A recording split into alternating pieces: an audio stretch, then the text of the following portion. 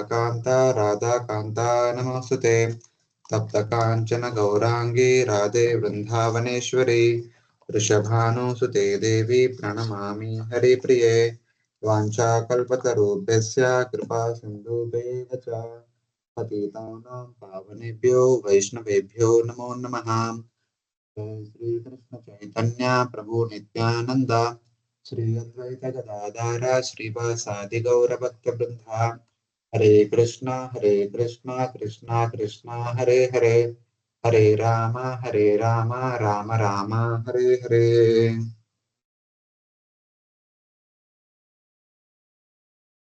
Hare Krishna. Welcome to all the devotees to our Bhakti Vaibhav class. So I'm extremely sorry that keeping class today on a festival day, on Vijayadashmi day. Of course, wish you all a very happy Vijayadashmi. And then we'll continue. We'll discuss few verses today. Since as we mentioned that we were having so many breaks in the past, and in the future also we are going to have so many breaks. So just to balance a little bit, thought of having a class, extra class today. So we are having extra class today. So in the previous classes, we have been discussing from Dudra-Gita, where Lord Shiva is speaking to the 10 Prachetas, the sons of Prachinabari, about the process of worshipping the Supreme Lord, pleasing the Supreme Lord very quickly. First of all, he prayed for the purification of the senses all the way up to Chetana, the 24 elements with which the body is made. Then he expressed a desire that now my senses are pure, I can serve you in person. For that, you should show me that form. That means you should be available to me in a beautiful form, which is desired by all your devotees.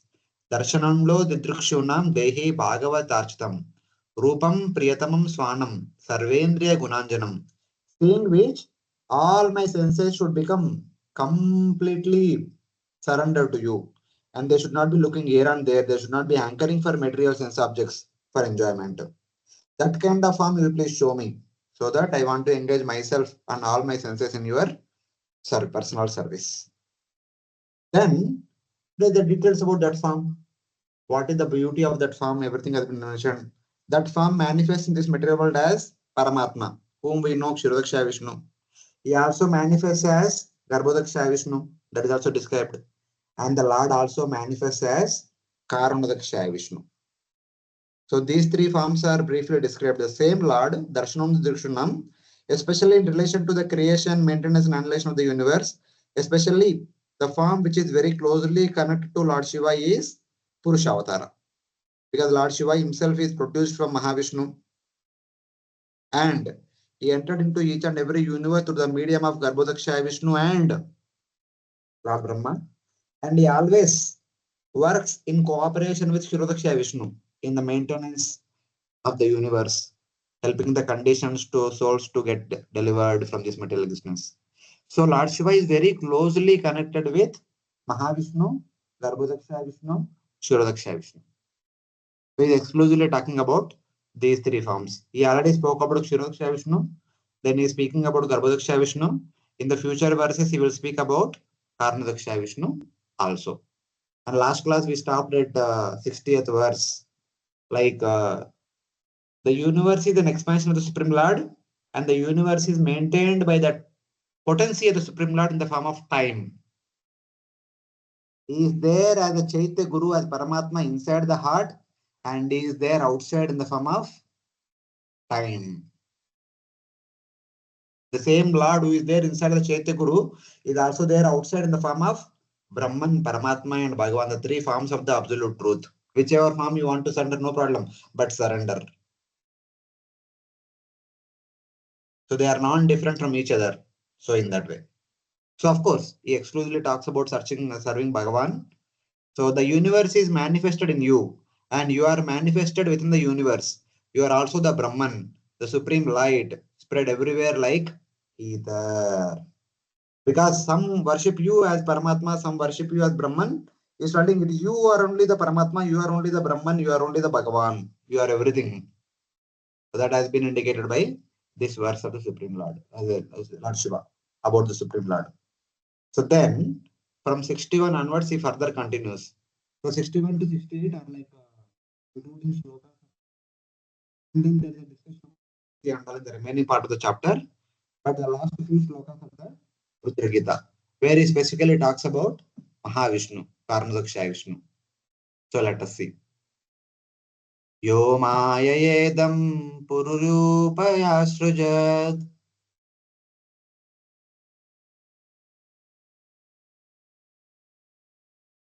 Yeah, someone please unmute and repeat. Yo माययेदं पुरुरूपयाश्रयजत् Hibarti Bhuya Kshapayatya Vikriyah. विवर्ति भूया क्षपय च क्रियः Yadveda Buddhi Sadivatma Dushtaya. यद्भेदबुद्धि सदिवात्मबुद्धुष्टया Tamatmatantram Bhagavan Patimahi. त्वमात्मतन्त्रं भगवन् प्रतीमहि. My dear Lord, you have manifold energies, and these energies are manifested in manifold forms. With such energies, you have also created this cosmic manifestation. And although you maintain it as if it were permanent, you ultimately annihilate it. Although you are never disturbed by such changes and alterations, the living entities are disturbed by them, and therefore they find the cosmic manifestation to be different or separated from you. My Lord, you are always independent, and I can clearly see this fact. So other attributes of the Supreme Lord are mentioned. You, unchanging through many forms, have created this universe, maintain it, and destroy it repeatedly using Maya, which cannot bewilder you, and by which knowledge of variety, which appears so attractive, arises in this universe. O Bhagavan, we pray to realize you who are independent. So the different attributes of Mahavishnu are indicated here. It is Mahavishnu who is unchanging, who is eternally existing, though appears in many different avatars, but remains as he is, creates, maintains, and annihilates this entire universe time and again. How? With the help of Maya. By glancing upon Maya, he creates. By glancing upon Maya, he maintains. By glancing upon Maya, he annihilates. And by glancing upon Maya, he bewildered the conditioned souls who are inside Maya. And the same Lord, whoever takes shelter of the same Lord, will attain perfection also. Daiviyesha gunamayi mamamaya durataya mamyevaya prapadyante maya yatam tarantite. We pray to realize you who are independent. Tam pratimahi atmatantram. We want to realize you. That's why we can only surrender to you like that. Those who surrender to Supreme Lord, they will understand about the Lord, then they'll attain perfection from this material existence. So like that. Dadami buddhi yogam tam yenamam upayantite. So when we surrender to the Lord, Lord will give us buddhi yoga. Buddhi yoga means the complete knowledge of Supreme Lord. With that knowledge, we can develop a desire to go back home back to Godhead, and with that endeavor, we can go back home back to Godhead. So both will take place. We desire to realize you with your form as Bhagavan. Though you manifest as Kala, though you manifest as universe, though you manifest as Brahman and Paramatma, but we want to realize you as Bhagavan. You, as the Purusha, have created this universe. As Vishnu, you maintain it. As Sankarshana, you destroy it. You use Maya to do all these three. So in that way. What is this Maya? It cannot affect you. By the Lord's Maya, there appears people's knowledge in this world of various different objects, which appears to be wonderful, though they are not. So, what is Maya? Maya is that person who is surrendered to Lord but bewilders all of us. How Maya bewilders all of us? Maya shows us material objects and makes us think that these material objects are wonderful, so wonderful, so mesmerizing, so beautiful. But actually, they are not. It is only illusion created by Maya, by which we think that the material objects are wonderful, real, eternal, but they are not. Oh Lord Krishna, we pray to realize you who are fully independent. This is a prayer. So finally, he said that, my dear Lord Krishna, please don't bewilder us by showing the glitterings of this material existence. Please reveal us your original form, which is actually eternal and bliss bestowing. So we want only your form. Please accept our surrender. Like that, one should pay. Like that, Lord Shiva is indicating. क्रियाकलापैरिदमेव योगिनः क्रियाकलापे continue माताजी क्रियाकलापैरिदमेव योगिनाः श्रद्धान्विता साधु यजन्ति सिद्धये श्रद्धावृतां साधु यजन्ति शुद्धये भूतेन्द्रियाणान्तकरणोपलक्षितम् भूतेन्द्रियाणाकरणपलक्षितम् वेदे च तन्त्रे च त एव कोविदा वेदे च तन्ते च त एव कोविदा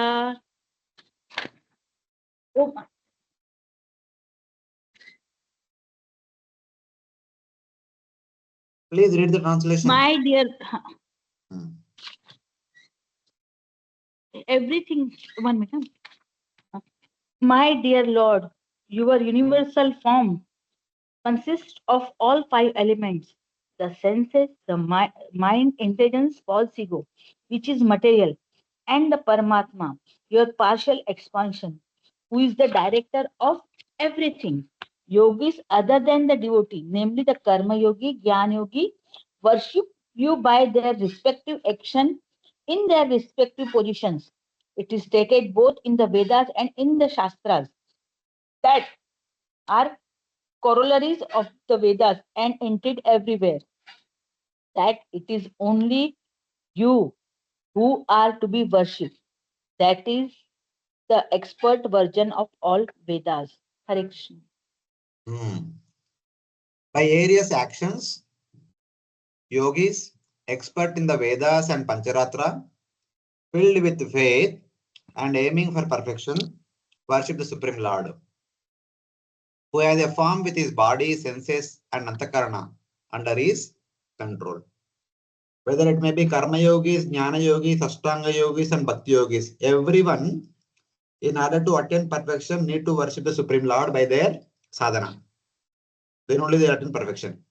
Why they have to worship the Supreme Lord? Because Lord is complete, endowed with all faculties such as the body, senses, mind, intelligence, ahankara, etc. Everything is there in the Lord also. Lord is possessed of everything.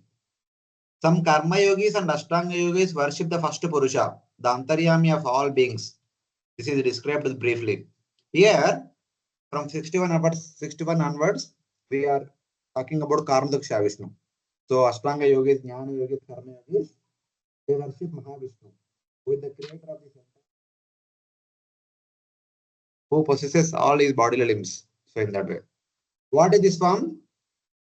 It is known to have a body, senses, and antakarana, which are completely under his control.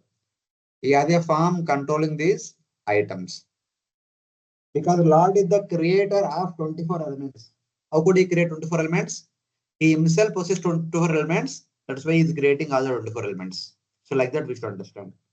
That means his form is also endowed with all these 24 elements, but in spiritual nature, not in a material nature. The material elements which our body is made is nothing but perverted reflection of the 24 spiritual elements which are making Lord's transcendental form. So like that we should understand.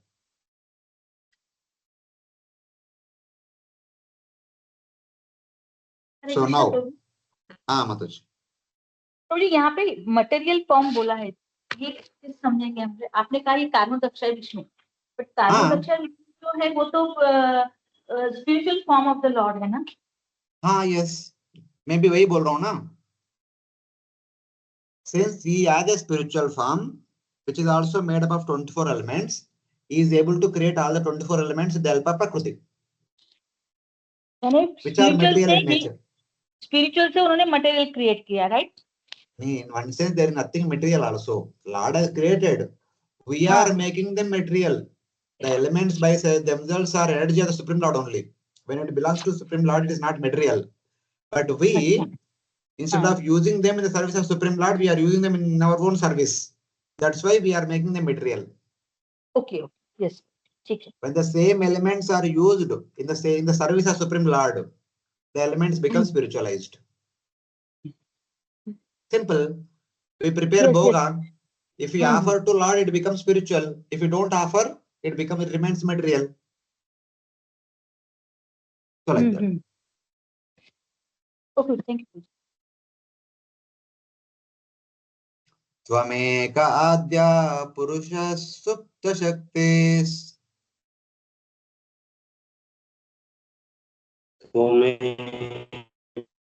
Purusha supta shaktis. Taya rajasatvatamo vividyate. Taya rajasatvatamo vividyate. Mahanaham kam marudangi vardara. Mahan aham kham maruda agnivardhara. Surarushayo bhutagana idam yata. Surarsayo bhutagana idam yataha. Translation. My dear Lord, you are the only supreme person, the cause of all causes. Before the creation of this material world, your material energy remains in the dormant condition. When your material energy is agitated, the three qualities, namely goodness, passion, and ignorance, act, and as a result, the total material energy, egotism, ether, air, fire, water, earth, and all the various demigods and saintly persons become manifest. Thus, the material world is created. You are the one virginal person, endowed with a sleeping energy Maya. By this energy, Rajas, Sattva, and Tamas are differentiated, are created. And from the gunas arise the universe, made up of Mahatattva, Ahankara, ether, air, fire, water, earth, the Devatas, sages, and all living beings. So it is very much connected to the previous verse. Previous verse said that all the yogis, karma yogis, jnana yogis, ashtanga yogis, bhakti yogis worship you, oh my dear Lord. You are Karmadaksha Vishnu, you are Mahavishnu, and you possess a particular personal form consisting of all these 24 elements. And from the Lord only, these 24 elements are created in the material world. So what are those elements are listed in this verse? And how did he create also is indicated in this verse. So in that way.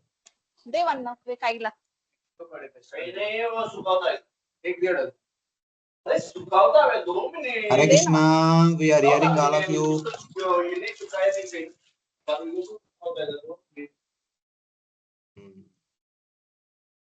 Okay. Krishna Prabhuji. Yes, Prabhuji. Prabhuji, here written that your material energy, Lord have to, internal energy and external energy. External energy is material, right, Prabhu? Yes, yes. If that external Yogamaya. Mahamaya is external energy, Yogamaya is internal energy. Okay. If that external energy is used, is diverted to serve Supreme Personality of Godhead, then that energy become spiritualized, right? Yes, it becomes spiritualized. Just like I gave the example now, when we prepare bhoga, bhoga is prepared with the material elements only. rice, dal, sabji, these are all material elements. But when it is offered to Supreme Lord with love and devotion, it becomes Mahaprasad, completely spiritual. So it is like that. Same way, our body made up of 24 elements is material. But when it is engaged in service of Supreme Lord, Manmanabha, Madbhakto, Madhyajim, Nam Namaskuru, in that way, the whole body becomes spiritual. Same way, this entire universe is made up of 24 elements, which are material. But the universe is offered in the service of Supreme Lord. The entire material world becomes Vaikuntha. If this entire universe is made or considered as an object of service to Supreme Lord, then it becomes Vaikuntha. So like that.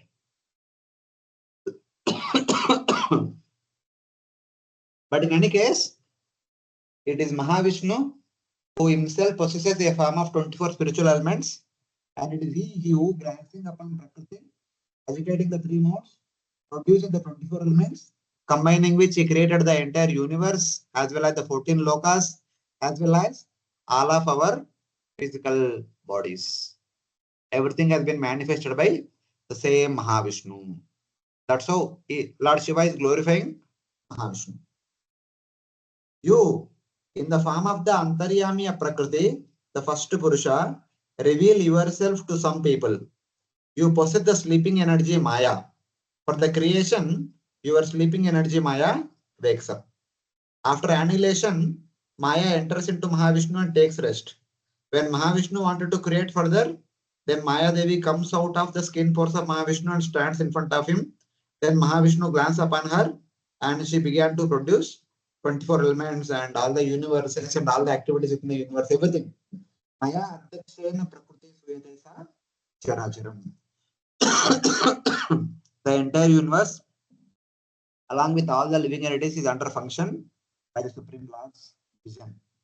Aham Sarvasya Prabhu Attam Sarvam Pravartate. Everything has been created by me and everything is operating by my presence or under my supervision. So that is how the Lord is connected to this material world through Maya Devi. So like that. Afterwards, by this awakened energy, the gunas appear separate from you. From the gunas arise Mahatattva and other elements, and from their combination arises the entire material world. And you are the source of all these things. So basically, he's talking about Mahavishnu and his various pastimes. Then he further continues. Srishtam swashakte damanu pravishtas. Srishtam swasakyedamanuppravistas Chaturvidam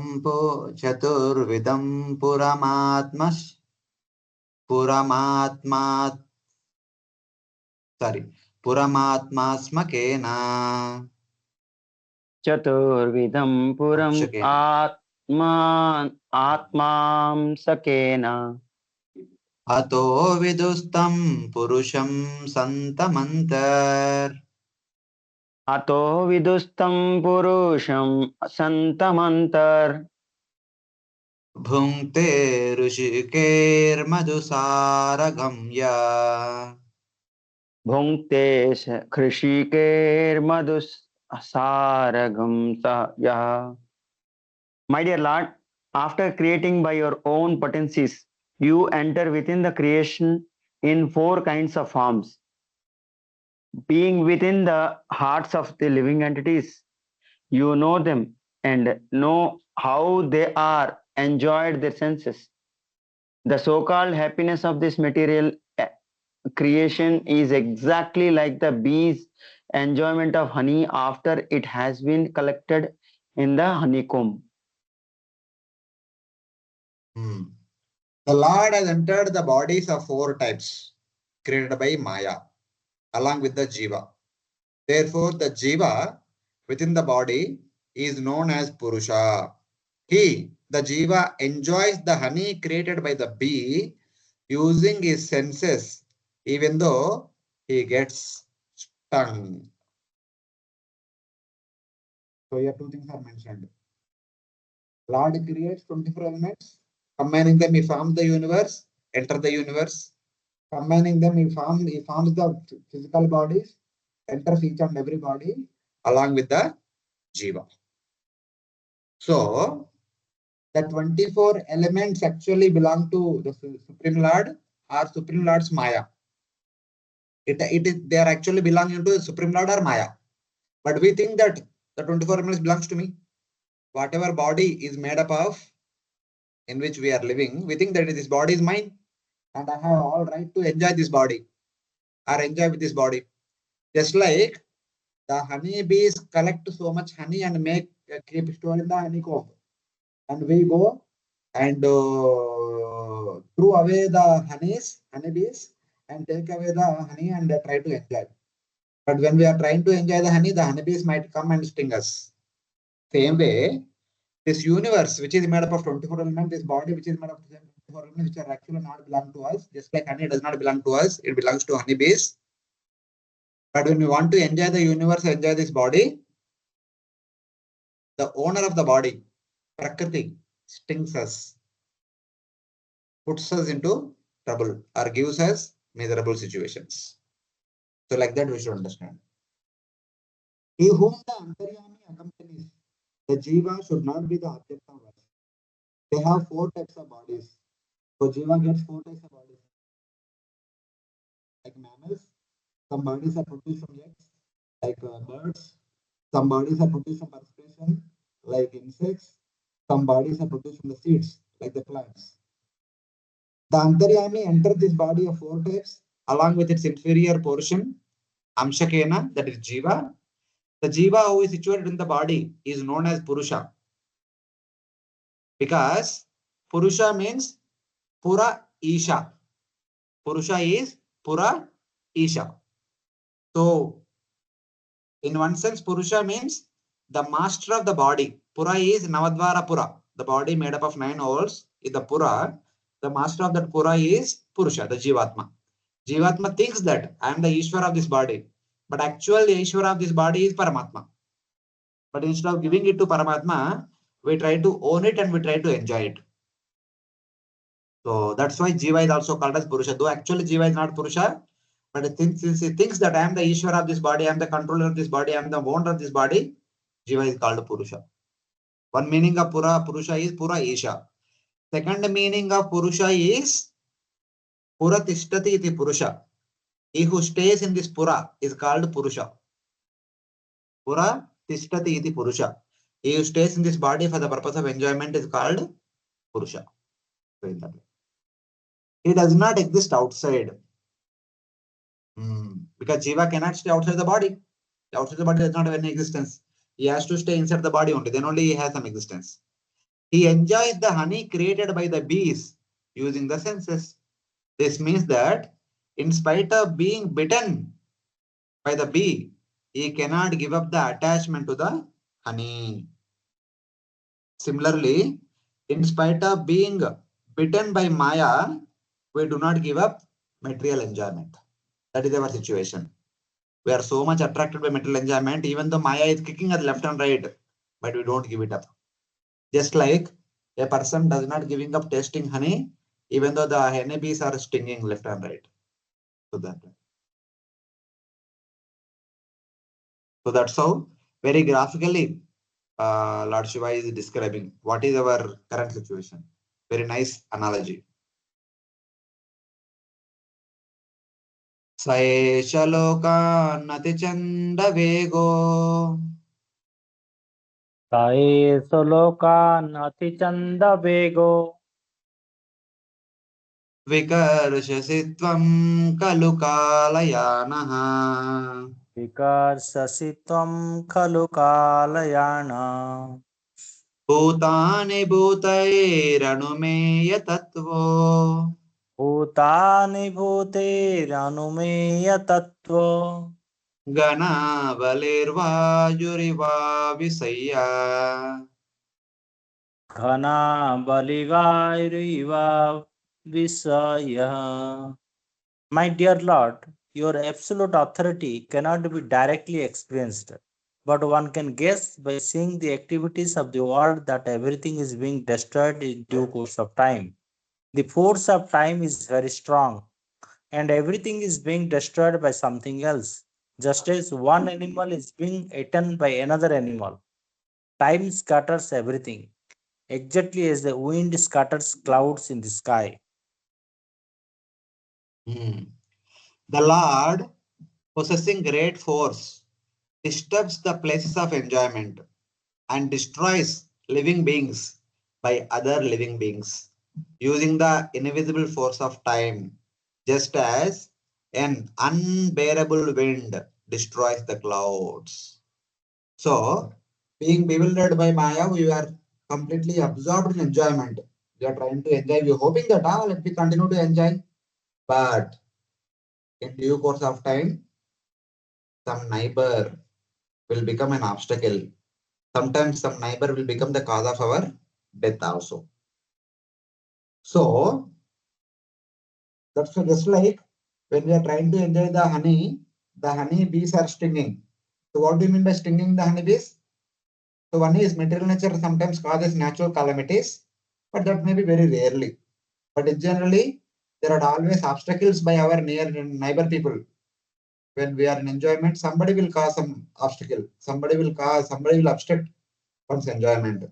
And somebody will be the cause of somebody's death also at one point of time. So all these things can take place. So that also can happen. That is what Lord Shiva is indicating. How Lord stings us is being indicated here. In the form of time, you drag the non-devotee jiva along with his covering. This is explained in two verses, 65 and 66. You agitate the places of enjoyment. You destroy one entity by other entity. Just like devatas are completely immersed in enjoyment, suddenly asuras attack and swarga. Their enjoyment is obstructed. So something like that. Just like people who are happily enjoying in 2020, suddenly Corona came and everyone was house arrested. So something like that. This means Jivo Jivasa Jivanam. One living being lives of another. Anumaya Tattva means an invisible form. So basically, we always depend on others. So sometimes others may cause us, may give us happiness. Other times, other may give us misery. And even sometimes the death, they may give us death also. So anything can happen when, like war. When war comes, hundreds and thousands of people die. So, so it's like that. The people are nicely enjoying, but suddenly war came, all died. Or suddenly earthquake came, all died. Suddenly tsunami came, all died. Suddenly huge rain came, the entire city flooded, people died. Suddenly during Diwali there is fire darkness, there is fire, the whole shop burned and people nearby died. Suddenly you are traveling and enjoying in the car, there is accident, person died. We don't know. Anything can happen anytime. So ignorant of the Lord, conditions will try to enjoy, but Kala will destroy their hopes of enjoyment. Nothing is permanent in this material world. So in that way. Therefore, one should become aparamatha. One should become vigilant. One should understand the nature of this material world. Though this material world is a creation of God, it is full of dualities and it is full of temporariness. It is not permanent. So one should be always vigilant about the true nature of this material world and work in such a way that one continues to stay in the eternal reality. One moves from the temporal reality to eternal reality by the process of bhakti. That one should understand. So in the previous verse, it is said that through other people, our enjoyment is obstructed to the extent of our death. Just like honeybees are stinging, the person is enjoying honey. This is the first analogy. There is another wonderful analogy shown in the next verse. Prabhuji, Hare Pramad. Krishna, Prabhu. Yes, Prabhuji. Prabhuji, what is this, Prabhuji? Non-devotee jiva along with his covering. What is that covering, Prabhuji? Body? Covering is ahankara. The five coverings are there now. Yeah, yeah. Avidya, Asmita, Raga, Dvesha, Abhinivesha. These five coverings are only making us non-devotee, making us ignorant of our Okay. true identity. Mhm. We think, who are you? are you? So, Prabhuji, when you somebody, were not one second, audible. one second. When somebody asks, who are you? What is the answer? I am so and so, my name is so and so. But Not hearing you. ultimately, I'm a human being like that, we say. That is all because of these coverings. These 5 coverings are giving us this. So, Prabhuji, we are not hearing what about 5 coverings, no? Prabhuji, I was voice is saying actually that. fluctuating, Prabhuji. Oh, actually, there is a problem with internet since morning. It is happening here. So please let me Okay. know whenever the problem is there. We'll correct it. So the 5 coverings are avidya, asmita, raga, dvesha, abhinivesha. We discussed about them many times. Third canto also, fourth canto also. Because of these 5 coverings, we forget our true identity. We identify with our body. We make friends with those people who are giving us enjoyment. We make enmity with those people who are obstructing our enjoyment. And we all know that death is coming. Before death, let me have as much enjoyment as possible. Let me travel to many places. Let me enjoy. Let me do many things like that. We always absorbed in sense gratificatory activities. This is how a jiva becomes non-devotee. Like that. Okay, Prabhuji?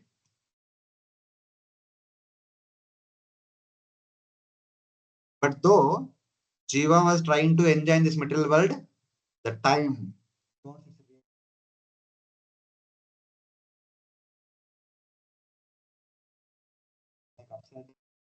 our hopes to enjoy in this material world. So like that it happens. Okay. Anybody else has any question? Hare Krishna, you are able to hear me? Yes, Yes, Prabhuji. Prabhuji. Yes, Prabhuji. Okay, okay. Yes, Prabhuji. So just like how the honey is stinging the honey enjoyer, first example is through others, natural calamities or people around us will cause us trouble and we are deeply immersed in sense gratification. They cause obstacles to the extent of killing us. So now the second, how? Yeah, with another beautiful analogy, same thing is mentioned. Pramattamucchairiti chintaya. प्रमातम् उच्चेर् इति कृत्य चिन्तया प्रवृद्धलोभं विषयेषु लालसम् अवृद्धलोभं विषयेषु लालसम् त्वमप्रमत्ता सहदा विपद्यसे तमम् अप्रमतः सहसा विपद्यसे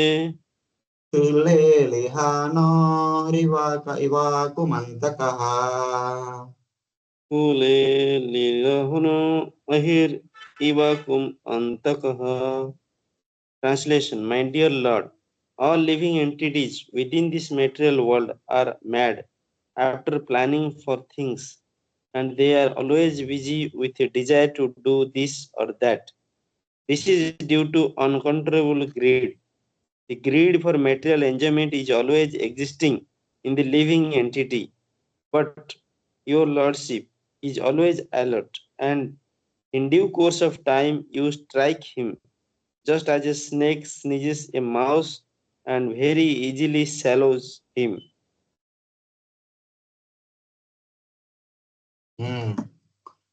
With great attention in the form of time, you suddenly seize the greedy person desiring material objects who is intensely mad with thoughts of all the things he should do, just as a snake licking its lips seizes a mouse. See, the word pramattam, apramattam, both are there. We are pramatta, we are mad after sense gratification. Matta, pramatta means mad. We are mad after sense gratification. But the time is apramatta. Time is all according to our karma, what we should get. Time makes sure that we will get it. So, we are busy in doing so many things. We want to complete this, that is, we want to get this, that, we want to enjoy this, that, so many things. But the time is very much attentive. It suddenly gives us what we deserve, our past karmas. Just like a frog is enjoying. A frog is enjoying the insects. Frog is killing the insects and swallowing and enjoying. Relation. So I'm enjoying, I have the feast. But suddenly, very quietly, a snake licking the lips, slowly with his tongue, just licking the lips, suddenly comes, opens the mouth, swallow the frog. Same way, we are completely immersed in mental enjoyment. But the time suddenly comes and swallows us, and we are history. So this is how we are pramatta. We are mad at interpretation. We don't realize what's happening. But the kala is completely pramatta, apramatta. It is always vigilant. It gives us what we deserve at right time. This describes how the Lord destroys everyone. People become mad thinking this should be done, that should be done. Itikritya, otikritya. You should seize them. Chullelihana means touching the lip of the tongue to the lip. The tip of the tongue is touching the lip very silently, very quietly, without making any noise. The snake comes and swallows the frog. Same way. You are like a snake seizing a mouse. So like that.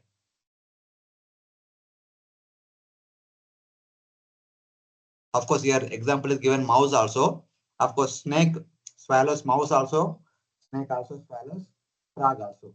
Anything we can take. Whether mouse or frog, they are enjoying eating some insects.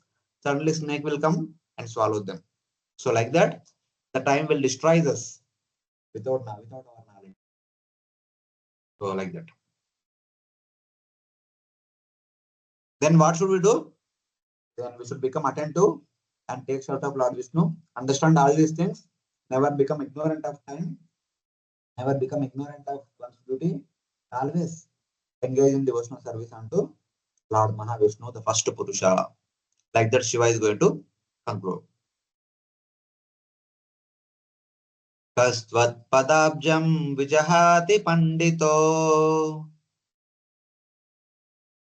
Kastvatpadabjam vijahati pandito Este vamana vyamana ketanaha. yaste vamana vyayamana ketanaha Vishankayasmad gururachati smayat. Vishankayasmat gururarchati smayat Vinopapattim manavaschaturdasha. Vinopapattim manavaschaturdasa. My dear Lord, any learned person knows that unless he worships you, his entire life is spoiled. Knowing this, how could he give up worshipping your lotus feet? Even our father and spiritual master, Lord Brahma, unhesitatingly worshipped you, and the 14 Manus worshipped in his footsteps, followed in his footsteps. What intelligent person whose body will be destroyed by disrespecting you would reject your lotus feet? That means those who do not take shelter of the Supreme Lord, those who become non-devotees, their body will be destroyed by time. If an intelligent person who understands all these things will never ever make a mistake of not respecting the Supreme Lord. That is the main. So what intelligent person whose body will be destroyed by disrespecting you would reject your lotus feet, which Brahma worshipped out of fear of rebirth, and the 14 Manus worshipped with strong faith. Even Brahma, with such a long lifespan of 100 years according to his time scale, is also continuously worshipped out of fear of Ram, and we are not at all fearful. हमारे पास कितना 60-70 साल है, फिर भी we are not at all afraid of time, not at all afraid of Lord, and we are not at all interested in worshiping, serving the Lord and surrender to the Lord. And we think we are greater than Brahma. So that is our audacity. That is our foolishness. The foolish person never worships you. He has a body destroyed by disrespecting you. That means those devotees who worship the Lord, their body becomes eternal. That means they don't go through again birth and death cycle. They attend spiritual, their current body will be converted to spiritual form and they go back home back to Godhead. Dhruva went in the self-same body to spiritual world without giving up any body. So like that. Our Guru Brahma worshipped those feet out of fear of rebirth. Lord Shiva is telling our Guru Brahma, because Brahma is the father of Lord Shiva and also Guru of Lord Shiva. They treats Brahma as Guru. Our Guru Brahma worshipped those feet out of fear of rebirth. Brahma is continuously worshipping Lord's lotus feet out of fear of rebirth. Then who are we? That is the statement of all reciters. This is not I am saying out of favoritism. Everyone says the same thing. All greats say the same thing. Even the Manus worshipped those feet with naturally strong faith or without material desires. All the 14 Manus who live for 1 month or time period, they also continuously serve. Somebody may say, you are talking about Brahma, Indra, Chandra, Varuna, Vayu, all these are devatas. They are anyway devotees of Supreme Lord. आप मनुष्यों के बारे में बात करो. Then he says, even Manus, the rulers of Manu also continuously worshipping the Lord. If your ruler is worshipping the Lord continuously, you should follow in his footsteps. That much to samajho.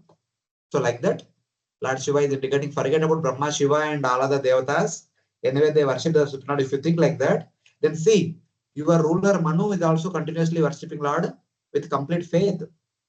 Then you should also follow in his footsteps. Yadyad acharti shrestha deva itarojana. Yata raja tata praja. So Raja is worshipping the Lord. Praja should also worship the Lord. So like that, he is indicating. So now, this is the last verse spoken by Lord Shiva as part of Dudra-Gita. He will again speak something about Dudra-Gita, but part of Dudra-Gita, the actual original prayer of Dudra-Gita is ending with this verse. Atatvamasi no Brahman. Athatvamasi no Brahman. Paramatman vipaschitam. Paramatman vipaschitam. Vishwam Rudrabhayadvastam. Vishwam Rudravaya Dvastam. Akutaschid Bhayagatim. Akutaschi Bhayagatihi. My dear Lord, all actually learned persons know you as the Supreme Brahman and Supreme Soul. Although the entire universe is afraid of Lord Rudra, who ultimately annihilates everything for the learned devotees, you are the fearless destination of all. Oh Brahman, oh Paramatma, you are the goal of the wise. Till now you are talking about Mahavishnu. The same Mahavishnu is treated by Jnanis as Brahman. The same Mahavishnu treated as Paramatma by the yogis. Finally saying that, oh Bhagavan, oh Parabrahma, oh Paramatma, you are the goal of the wise. You are our goal in which there is no fear. Abhaya, we obtained as long as in the material world, one is always afraid. The whole universe of ignorant jivas is destroyed by fear of time. Time destroys the universe at individual level, collective level, or universal level. The death or pralaya comes time and again. We cannot have hope that I can live here permanently. That is not at all possible. The permanent existence is only available in the presence of Supreme Lord in the spiritual world. This verse is a summary of what he spoke till now. You are the goal of the wise, not the fools, because everything in the universe is destroyed by fear of Lord Shiva, fear of time, Kala. This means the ignorant jivas in this world are destroyed by fear of time. So don't follow in the footsteps of ignorant jivas, but follow in the footsteps of the wise jivas who always take shelter of Supreme Lord. Mahatmanastu Mampartha Daivim Prakriti Mashita Bhajanti Ananya Maso Nyatva Bhutadi Maveyam. Bhajanti Ananya Manaso. Mahatmas always Bhajanti Ananya Manaso. If the single point attention, they always continuously serve the Supreme Lord. Follow in their footsteps. Don't follow in the footsteps of the materialistic people What was that verse from Bhagavad Gita second chapter? Paushakai Anantasya Buddhayo Avyavasayinam. So those intelligences in multi-branched, they will never ever surrender to Supreme Lord. They will never ever become devotees. So like that. The final conclusion is that follow in the footsteps of the wise devotees and practice bhakti and attain shelter at the lotus of Supreme Lord. Don't follow foolish people running after temporary material sense gratification. This is the final prayer of a Dudra-Gita. Any questions?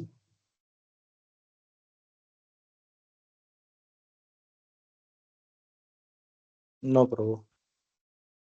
Other devotees?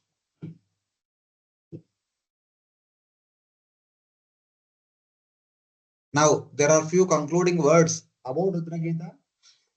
The Falashruti, what one will get, that is, those things are indicated in the last few verses.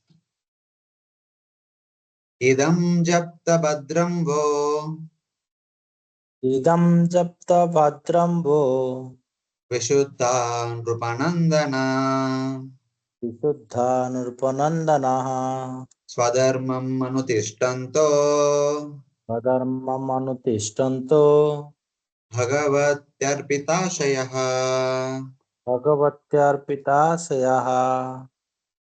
My dear sons of the king, just execute your occupational duty as kings with a pure heart. Just chant this prayer, fixing your mind on the lotus feet of the Lord. That will bring you all good fortune, for the Lord will be very much pleased with you.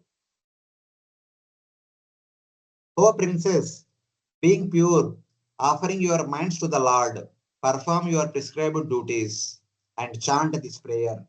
It is auspicious for you. Lord Shiva explained that. Always chant this prayer and perform your duties.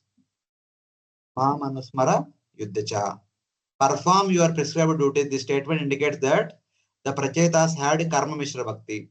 So basically, Prachetas being the rulers, being the kings, would be kings. They are going to be the kings. They need to do so many work.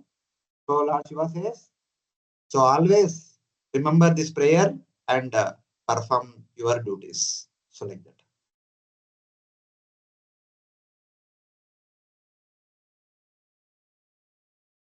Tamevatmanam तमेवात्मानमात्मस्थं सर्वभूतेषवस्थितम् सर्वभूतेष्वस्थितं पूजयद्वं गृणततश्च पूजयध्वं गृणन्तश्च ध्यायन्तश्चासकृद्धरिम्. ध्यायन्तश्चासकृद्धरिम्. Therefore, O sons of king, the supreme personality of Godhead, Hari, is situated in everyone's heart. He is also within your hearts. Therefore, chant the glories of the Lord and always meditate upon Him continuously. Chanting His glories, meditating on the Lord, repeatedly worship the Supreme Lord, situated in the heart of all beings and in yourself. The same Lord about whom I talked about Mahavishnu, He is there in your heart, in the heart of every living entity. Constantly sing His glories and meditate upon Him and worship Him. So like that. Yogadesham upasadhya योगादेशमुपासाद्य dharayanto munivrata धारयन्तो मुनिव्रतः samahita diya sarva समाहितधिय serve etad abhyashatadrutha. एतदभ्यसतादृतः.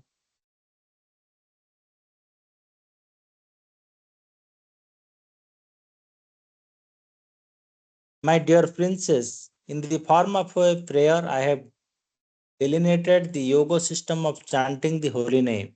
All of you should take this important stotra within your minds and promise it to keep it in order to become great sages. By acting silently like a great sage and by giving attention and reverence you should practice this method.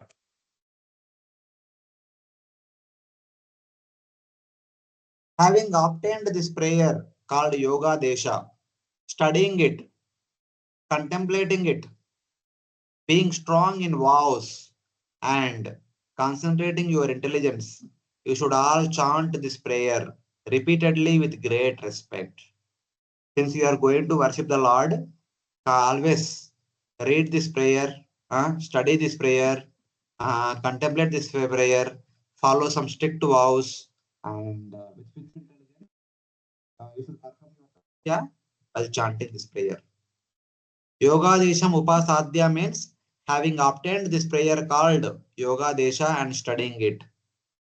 So you obtained it, you memorize it, and meditate upon the meaning of this prayer and chant this prayer and perform tapasya. You will please the Lord easily. For now, later on, while perform your duties also, continuously meditate upon this prayer and your duties also attain perfection. So like that, Lord Shiva is indicating to Prajata. This is meant to Prajatas and also everyone. But for now, Prajatas. Idamaha purasmakam Idam aha purasmakam Bhagavan Vishwasupatihi Bhagavan Vishwaspatihi Bhrugvadinam Atmajanam Rugadinam Atmajanam Sisrukshuhu Sama Sisrukshatam. Susrukhuhu Samastri Kastam. Translation. This prayer was first spoken to us by Lord Brahma, the master of all creators. The creators, headed by Bhrigu, were instructed in these prayers because they wanted to create. Formerly, Brahma, the creator of the universe, desiring to carry out creation, spoke this prayer to us, his sons, including Bhrigu, who desired to carry out creation. So somebody may ask, oh, my dear Lord Shiva, where did you learn this prayer? He said, at the beginning of the creation, having produced all of us, our dear father and guru, Brahma, taught us this prayer so that we can execute our activities, we can please the Lord time and again and execute our activities happily as a service to Supreme Lord, contemplating on this prayer. So we have been doing the same thing. I urge all of you also do the same thing. Like that, Lord Shiva is indicating his connection with the prayer. That's why he is telling Brahma as his guru, because he received this prayer from Brahma only. So in that way. Te vayam nodita sarve Te vayam nodita sarve praja sarge prajeshwara praja sarge prajeswaraha anena dvasta tamasa anena dashta tamasaha sisrukshmo vividha praja. vividha prajaha. When all the Prajapatis were in order to create by Lord Brahma, we chanted these prayers in praise of the Supreme Personality of Godhead and became completely free from all ignorance. Thus, we are able to create different types of living entities.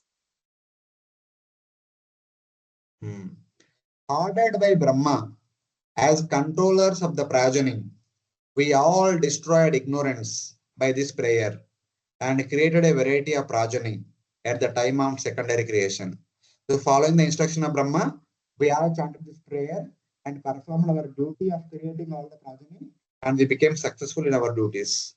Like that, Lord Shiva is expressing his success by following the prayer. Same way, if you follow this prayer, you will also attain success in your endeavors. Like that. Atedam nityadayukto Atedam nityada yukto japan avahita puman japan avahita puman achira shreya apnoti achirat shreya apnoti Vasudeva Parayanaha. Vasudeva Parayanaha. A devotee of Lord Krishna, whose mind is always absorbed in him, who with great attention and reverence chants this stotra prayer, will achieve the great perfection of life without delay. Hence, the person surrendered to Lord Vasudeva, who chant this prayer regularly with great attention and concentration, achieves the highest benefit. Achirat Shreya Apnoti. Shreya is beneficial. Achirat means everlasting benefit one will get. That means one will come back to God and continue to stay with the Supreme Lord for the rest of eternity. That is the benefit one will get by following this prayer. Achira Shreya Apnoti. But from the first thing is that one should chant this prayer regularly with great attention. Japan Nityada Avahitaha.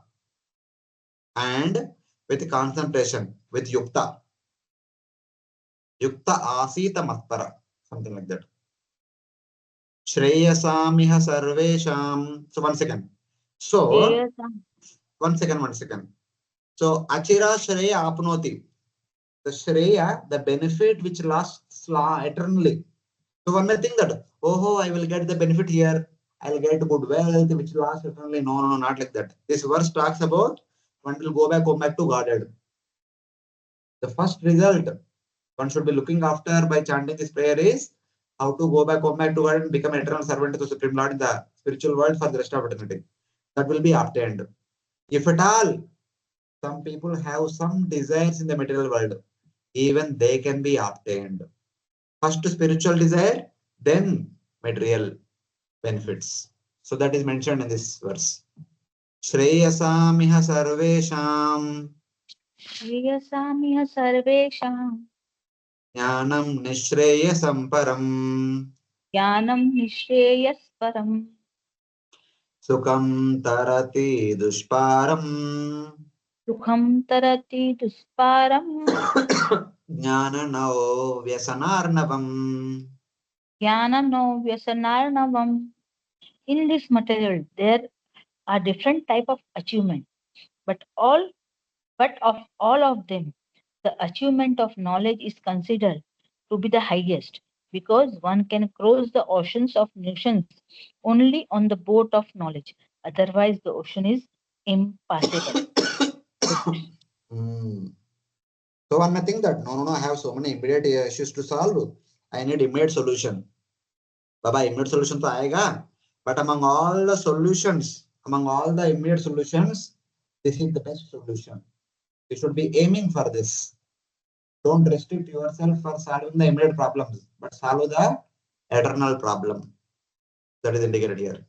Of all auspicious items in this world, knowledge is supremely auspicious. Jnanam nishreyasam param. Nishreyasam means that which accord our eternal benefit, the true benefit. Among all those things which really accord us the true benefit, which will last, which is the best among all benefits, is Jnanam. It is the supreme bliss.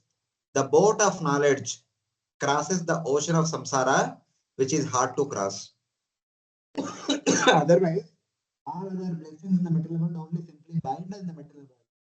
But this blessing, the knowledge about the Supreme Lord, which acts like the boat and takes us back to Godhead. Like Narayana also says same thing. Ekadi Avatarachittanam Matra Sparshachayanahu Bhavasindhu Plavadrusta Haricharya Anuvarnanam. So that Haricharya, repeated description of Haricharya is the boat that will take the conditioned soul out of this ocean of material existence. Same way here, the knowledge which one derives from Dudra-Gita, whatever knowledge one gets from Dudra-Gita, that knowledge is Nishreyasa Param, the best of the most beneficial things. And that will take one across this ocean of material existence. Just to praise knowledge, he says that knowledge surpasses the bliss of Lord's form qualities and powers, and that knowledge is the boat suitable crossing samsara. This is suitable for Kaivalya. However, two verses show that knowledge gives more difficulties and not suitable as the boat to cross samsara. So, but in the Bhagavad Gita, we have that jnana, this jnana, that like many times we have negative notation about jnana. Jnana has multiple meanings. So, one meaning of jnana is simple knowledge. One meaning of jnana is jnana marga, that the jnana yogis practice. Here, the meaning of jnana is the knowledge of Bhagavan. Yes, the knowledge of Brahman may cause some troubles, as it is indicated in verses like Bhagavad Gita. क्लेशो अधिकरस्तेषाम् अव्यक्तासक्तचेतसाम् अव्यक्ता हि गतिर्दुःखं देहवद्भिरविशोपते.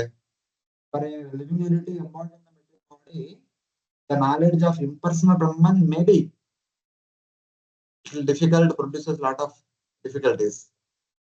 It is difficult to correlate, but it is not the same with knowledge of Bhagavan. Dudra-Gita is talking about knowledge of Bhagavan. The Bhagavad Gita is talking about knowledge of impersonal Brahman. So in that way. So there is one more verse also.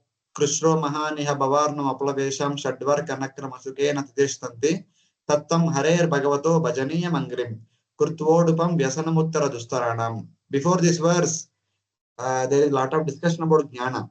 The Chatush Kumaras, they talk a lot about Jnana to our King Prutu Maharaj. But finally they say, Bhajaniya Mangrim, serving the lotus feet of the Lord will not put anyone in trouble, but instead to take one back to Godhead. So one can bypass the troubles which are caused by Jnana Marga, by Bhakti. Like that, here it is said, yes, that is true. But the word Jnanam in this current verse indicates the knowledge of Bhagavan, which Lord Shiva was speaking all the while. Not knowledge about Parabrahman. Lord Shiva may spoke here and there a little bit, one or two words that Paramatma, Parabrahma, etc. But he spoke mostly about Bhagavan only. So that knowledge we gain from Rudra-Gita is knowledge about Bhagavan, but not knowledge about Brahman. So that way we have to understand. So in that way. So the knowledge of Bhagavan will take us across the ocean of mental existence because it acts like a boat and takes us in front of the Supreme Lord, giving us the opportunity to serve Him in person. So that is the benefit of the Bhagavad Jnana. So in that way.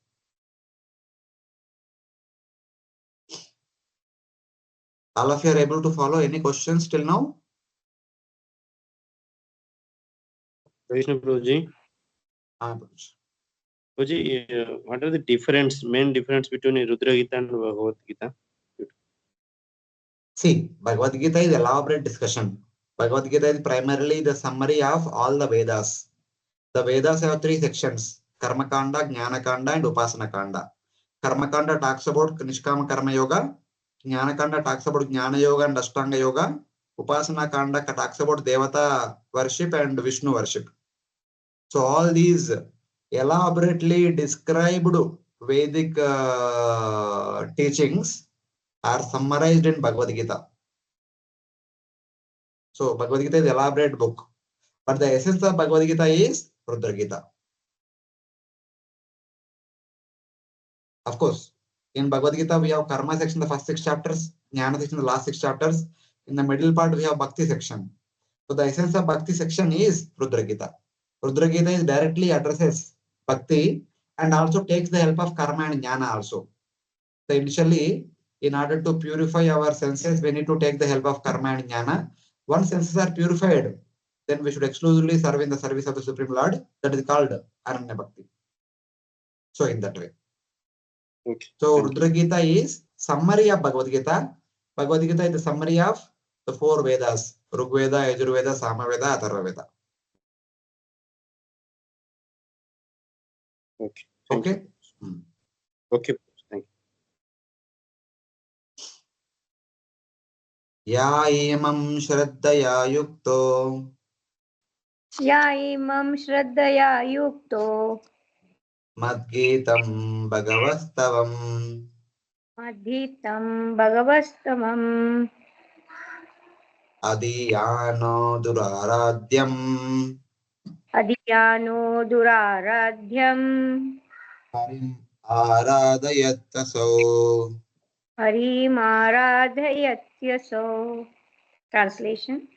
Although rendering devotional service to the Supreme Personality of Godhead and worshipping Him are very difficult, if one vibrates or simply reads this stotra, prayer, composed and sung by me, he will very easily be able to invoke the mercy of Supreme Personality of Godhead. Hare Krishna.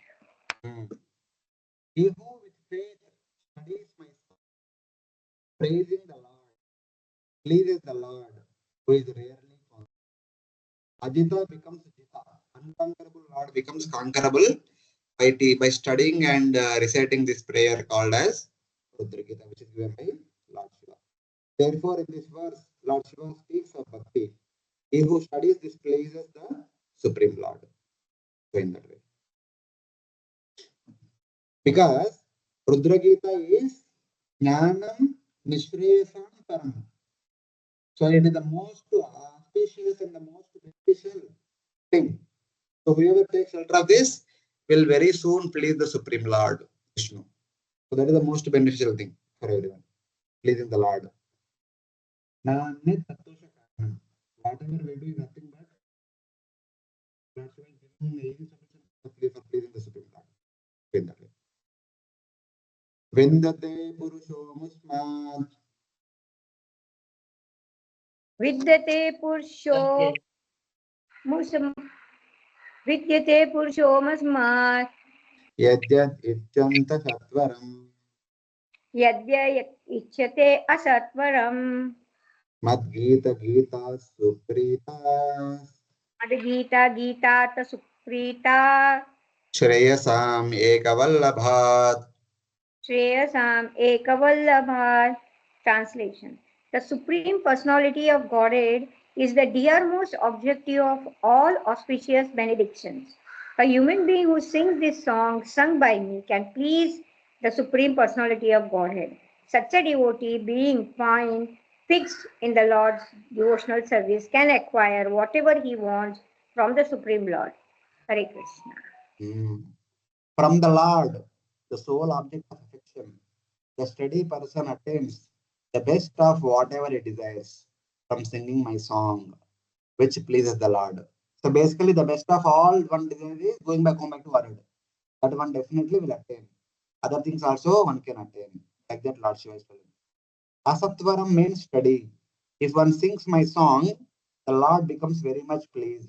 Supritas, not ordinarily Prita, but Supritas, completely pleased with them and award them the best of whatever one desires. Idam ya kalu, idam ya kalya uttaya. Idam ya kalyottaya Pranjali Shraddhaya Anvitaha. Pranjalihi Shraddhaya Anvitaha Shrunuya Shravayed Martyo. Shrunuyat Shravayan Martyo Muchyate Karma Bandhanai.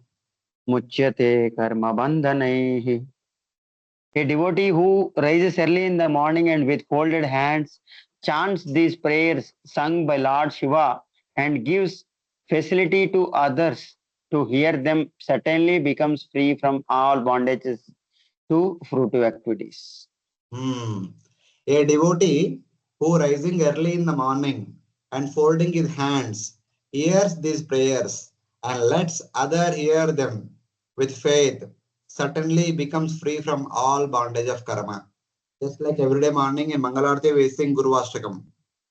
Same way if we sing Rudra-Gita, this is the benefit. One will go back home back to Godhead. That is the understanding. So may not be during Mangalarti, but after Mangalarti, after Japa, maybe we can give some 15 minutes and recite this Dudra-Gita. Because it is a full of description about the purification of our existence and the personality of the Supreme Lord, the beauty of the Supreme Lord. By hearing more and more again and again about the importance of purifying our existence, we make an endeavor to purify existence. So in that way, definitely one gets purified. So the last verse of the chapter, which last verse spoken by Lord Shiva. गीतं मयेदं नरदेवनन्दना तं मयेदं नरदेवनन्दनः परस्य पुंसा परमात्मनास्तवम् परस्य पुंसा परमात्मनस्तवम् जपन्त एकाग्रधियस्तपोमहत् जपन्त एकाग्रधियस्तपो महत् चरध्वमन्ते तत अप्स्यतेप्सितम् चरध्वमन्ते तत आपश्यत ईप्सितम्. My dear sons of the king, the prayers I have recited to you are meant for pleasing the Supreme Personality of Godhead, the Super Soul. I advise you to recite these prayers, which are as effective as great austerities. In this way, when you are mature, your life will be successful and you will be certainly achieve all your desired objectives without fail.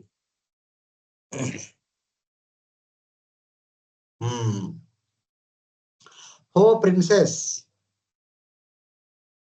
with concentration while chanting these prayers concerning the Supreme Lord, who is Paramatma and who is Parabrahman, sung by me, undertake great austerities, and in the end, you will achieve the desired result.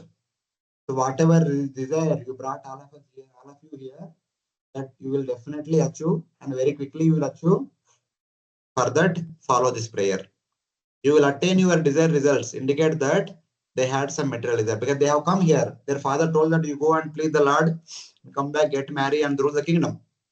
So that will be accomplished very happily, very nicely, and obviously, because they need to get married to a suitable companion so that they can do the ruling very properly. Lord himself will organize their marriage. Lord himself will tell them, oh, so and so girl you will marry.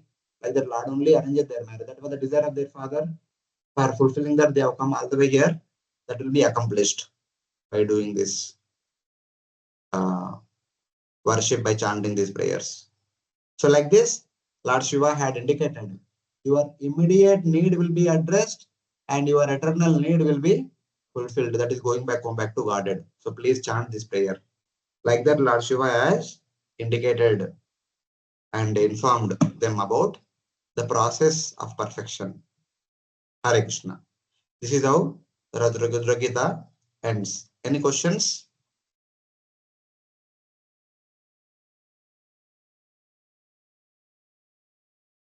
Hare No. Krishna. Devotees have any No, question? no. No questions. Prabhuji. Okay. If there are no questions, we are done with our chapter 24 and we will begin chapter 25. But before beginning the chapter 25, let us take small break. Then we'll continue with chapter 25. There is a change in the kind of content is going to be described now. So just to change our mood, so let us take small break for 5 minutes and then gather back and then continue. Hare Krishna. A small break and we'll continue.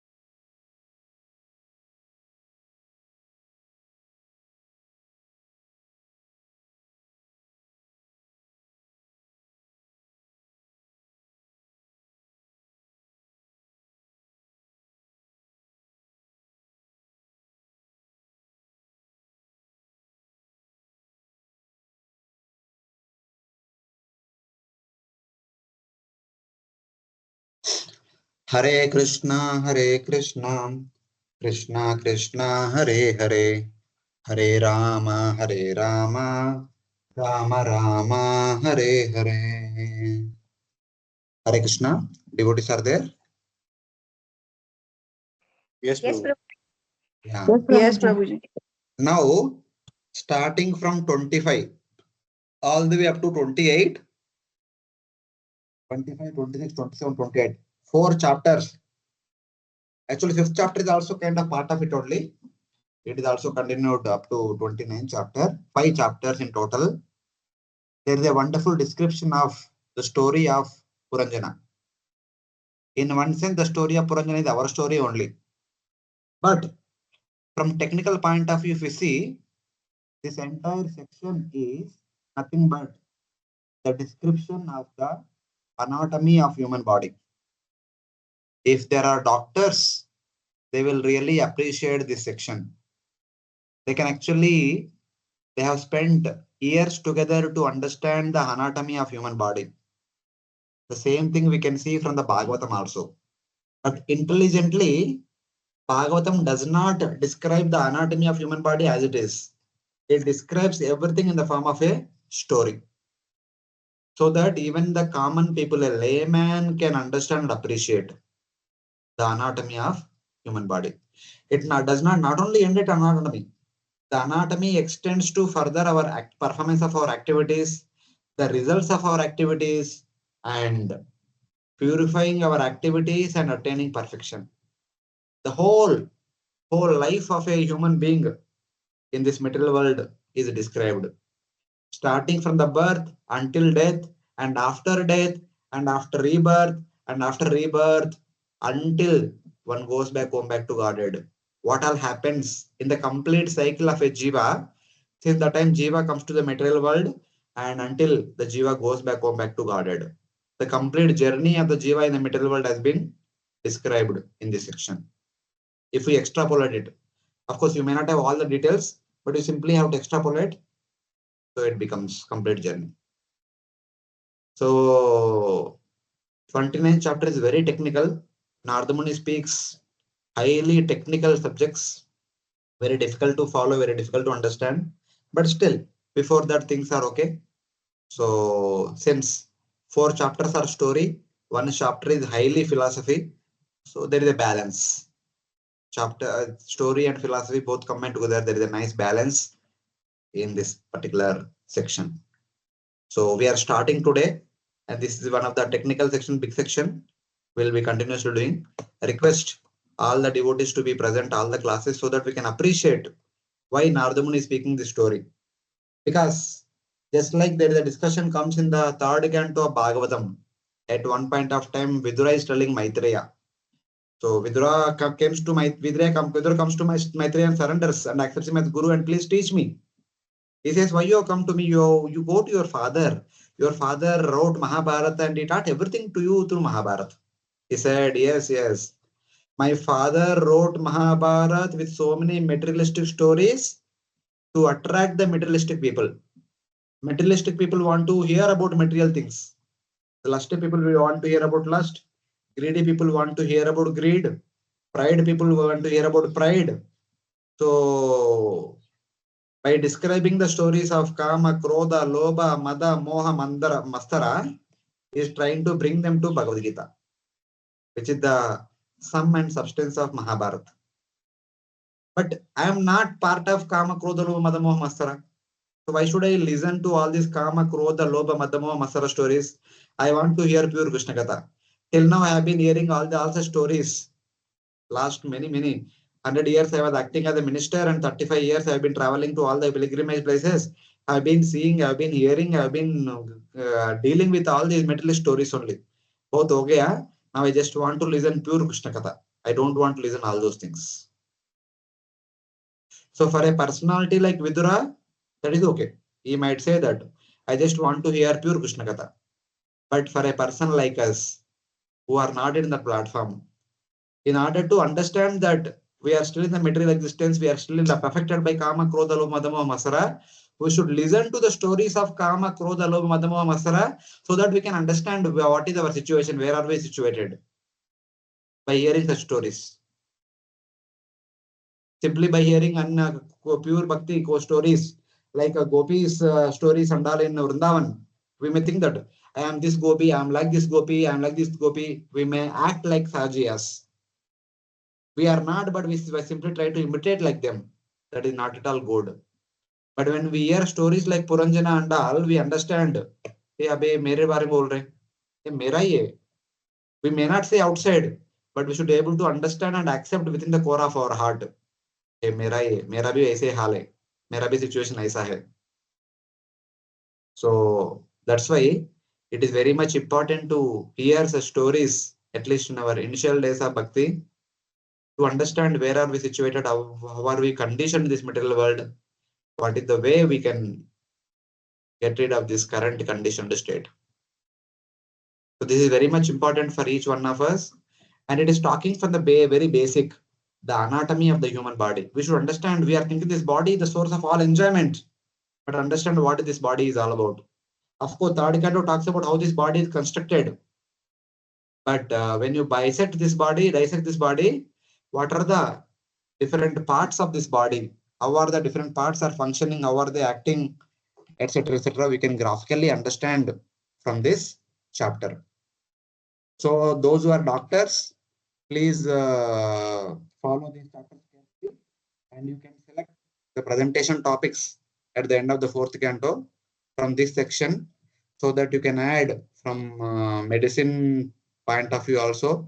The devotees will get both the perspective, so that they can appreciate eventually when we have presentations. Right now, we'll discuss from Bhagavatam point of view, but from the medical anatomy, we can also include in that in our presentation section. So doctors should select this topic when it comes to presentations. Hare Krishna. So the first chapter, King Puranjana meets Puranjani, Raja meets Rani. So let us see what does it mean. Starting from the 25th chapter, for 5 chapters, Narada Muni awakens King Barishat. Barishat is the father of 10 Prachetas, who are awakened by Lord Shiva just now, who is absorbed in Sakama Karma Yoga. So Barishat was completely executed in, engaged in yajnas. We discussed last time. Because Prithu Maharaj was performing 100 yajnas, his son was performing so many yajnas so that he don't have to punish people, don't have to collect the taxes. And by the way, he engaged everyone, every citizen, so that people do not have any time to perform any sinful activities. That's how he engaged. And his son is Avirdana. His name itself is Avirdana, the ghee giver. He is also continuously performing yajnas. And his son is Prachina Barhi. And Prachina Barhi is also performing continuous yajnas. But the problem is, the spirit lasted. Initially, they were performing a service to Supreme Lord. Now it has become a ritual. Hey, my ancestors used to do all these things. My grandfather, great grandfather, my father, they continuously performed yajna. I should also perform yajna. So you are simply performing yajna after yajna. It's just for the sake of performing yajna after yajna. So Narada Muni was concerned. Ye kya hai? Inka kya hal hai? He is born in the family of Sambo Manu and Dhruva Maharaj and Prithu Maharaj, Anga Maharaj Anga, and he is engaged in karmakanda rituals, sakama karma rituals. What is? I should awaken his bhakti. So with that intention, Narada Muni comes to him and teaches him. Instead of teaching him directly the spiritual knowledge, he teaches him through a story. Because the people who are after sakama karma, they are aspiring to get the material benefits and material blessings and material happiness. People perform karmic rituals so that their life will become prosperous, they will go to Swarga and have a better standard of life. So, because this is your ambition, so I will tell a story of a person who has same ambition. Listen. So, because they appreciate material stories, so Narada Muni began to tell a material story. That story goes for 5 chapters. So, in that way. First of all, in the first chapter, the 25th chapter, King Puranjana meets his wife in his city with 9 gates and enjoys with her. So Raja रानी से मिलकर शादी करके happily अपना घर में रह रहे. That's what Prachina Bari want. I was performing all these sacrifices so that I want to be happy. The Puranjana is also happy in the company of his wife in his palace, Antapura. So that is what is being described in the chapter. There are 62 verses. So very nice description, technical description. So anyway, slides will share, but still if you want to make your notes, you can make. You can actually make a pictorial notes. You can have a dissection of the human body, what all there in that human body, and what is being described here. To try to compare with the scenic description which is mentioned here with respect to human body, and you can circulate in the group so that everyone can benefit. Whoever can do, please do. Not necessarily everyone has to do, but those who are familiar with that, they can do it. So now let's begin the chapter. Maitreya Uvacha. Maitreya Uvacha. Iti Sandishya Bhagavan. Iti Sandishya Bhagavan. Bharishadair Abhipujitaha. Bharishadair api pujitaha. Pashyatam Rajaputranam. Pashyatam Rajaputranam. Tatraivantardadeharah. Trivantardadehara. Translation. The great sage Maitreya continued speaking to Vidura. My dear Vidura, in this way Lord Shiva instructed the sons of Bharesha. The sons of the king also worshipped Lord Shiva with great devotion and respect. Finally, Lord Shiva became invisible to the princess.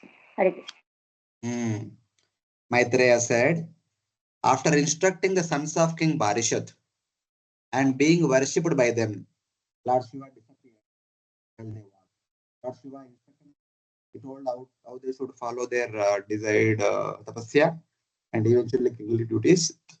Then he disappeared. Before that, they worshipped him, they expressed their gratitude to Lord Shiva. Then Lord Shiva disappeared. Dudra-Gitam Bhagavataha.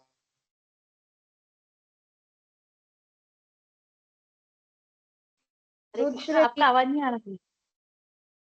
Dudra-Gitam Bhagavata. Shrotam sarve prachetasah. Shrotam sarve prachetashaha. Japantaste tapaste pur. Japantaste tapaste pur. Varshanam ayutam jale.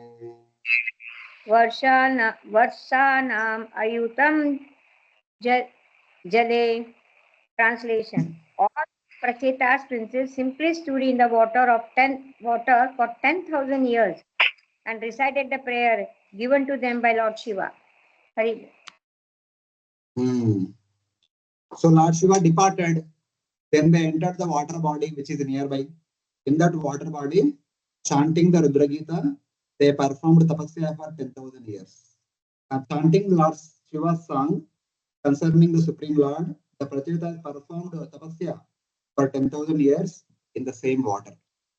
The water which was there, from which Lord Shiva rose, here is the water, and they entered into the same water and began to perform tapasya. 1, 2, 3, 4, 5, 6, 7, 8, 9. Okay, forget these two. 1, 2, 3, 4, 5, 6, 7, 8, 9, 10. So like that. The 10 Prachetas are here. So all of them performed tapasya for 10,000 years. So this is happening here in the western side of Bharatavarsha, on the lake. They are performing tapasya. So in the meantime, what is happening in the kingdom? घर पे क्या हो रहा है? Father को क्या हो रहा है? That is described in this chapter. प्राचीन बर्हिषं क्षत्ता. प्राचीन बर्हितं क्षत्ता. कर्मसु आसक्तमानसं. कर्मसु आसक्तमानसं. नारदोऽध्यात्मतत्त्वज्ञा. नारदोऽध्यात्मतत्त्वज्ञः. कृपालो प्रत्यबोधयत्. कृपालु pratyabodayat. While the princes were undergoing severe austerities in the water, Their father was performing different types of votive activities. At this time, the great saint Narada, master and teacher of all spiritual life, became very compassionate upon the king and decided to instruct him about spiritual life. O Vidura, Narada, knowing the spiritual truth and being compassionate, awakened the king, whose mind was attached to Karma Yoga. The king was completely immersed in performing yajna after yajna, yajna after yajna. Karmashu asakta manasam. Now, Narada Muni comes and inspires him to take up bhakti. While Lord Shiva taught the Prachetas his song, Dudra-Gita, Narada was teaching their father Jnana, Vairagya and Bhakti through the story of Puranjana. The story of Puranjana will teach about Jnana. Jnana means, hey, understand who are you. You are simply interested in going to Swarga and having the better standard of life, and for that you are performing yajna after yajna, yajna after yajna, because your father performed, your grandfather performed, your great grandfather, for no reason, no objective, simply performing. What is the use? First of all, understand who are you. And second, develop detachment from this material world, including the happiness of heaven. And third, develop the desire to serve the Lord in person. That is bhakti. So, first of all, he gave him the knowledge of the self. Second, he gave him the detachment from this material existence and the material happiness. Third, he gave him the desire to serve the Lord. That is called bhakti. Through this pastime of 5 chapters, through the story of Puranjana. Without completing the story of the Prachetas, Maitreya now speaks about their father. Because now Prachetas are performing 10,000 years. For 10,000 years तक वो perform करते रहेंगे ना, उस समय इधर क्या चल रहा है इसके बारे में थोड़ा बात करेंगे करके he began to talk about the story of Prachinabari here in the city. Because otherwise you have to jump for 10,000 years. What happened after 10,000 years will be talked. But in the meantime, what happened here in the kingdom? So that also has to be told. That's why he shifted the focus from the forest to the city. Narada was merciful, thinking, this king in the dynasty of my dear devotee Dhruva is enamored by karma. I will save him. Narada was also materially ambitious, not Narada. Dhruva was also materially ambitious. He was going to worship Lord Vishnu for the purpose of getting a position superior to that of Brahmaji, his great grandfather. But Narada came and gave him bhakti. And he performed, executed bhakti, and his outlook completely changed. Same way here, Prachinabari was also ambitious to perform unlimited karma yoga yajnas. But Narada is going to give him bhakti, and not only bhakti, he is going to give him the knowledge of the self, detachment from this material world, and the desire to serve the Lord. Jnana, Vairagya, and bhakti. So that his outlook will change. Whatever Narada did with Dhruva, for Dhruva, he did not have to worry so much. He did not have to do so much. Just few minutes, just spoke about what to do and how to do. Indirectly told, okay, आपके पास एक desire है. In order to fulfill the desire, worship Lord Vishnu like this. But here, Prachinabari is not interested in worshipping Lord Vishnu. So he has to create some fear in him, and he has to help him. He has to help him by giving the real knowledge, and then he will develop detachment and practice bhakti. It is quite long story. We will see. So here Narada Muni had to think a lot and also endeavor a lot to convince him. So this is the preaching. This is the bridge preaching, we can say, in the modern terminology. Today people, we cannot tell directly practice bhakti. No, we have to tell them in indirect way. So it's like that. Shreyastvam katamadrajan. Shreyasam katamadrajan. Karmanatma karmanatmana hase. Karma atmanaye hase.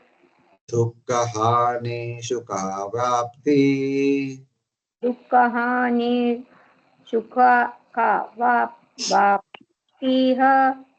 Shreyastan nehachestaye.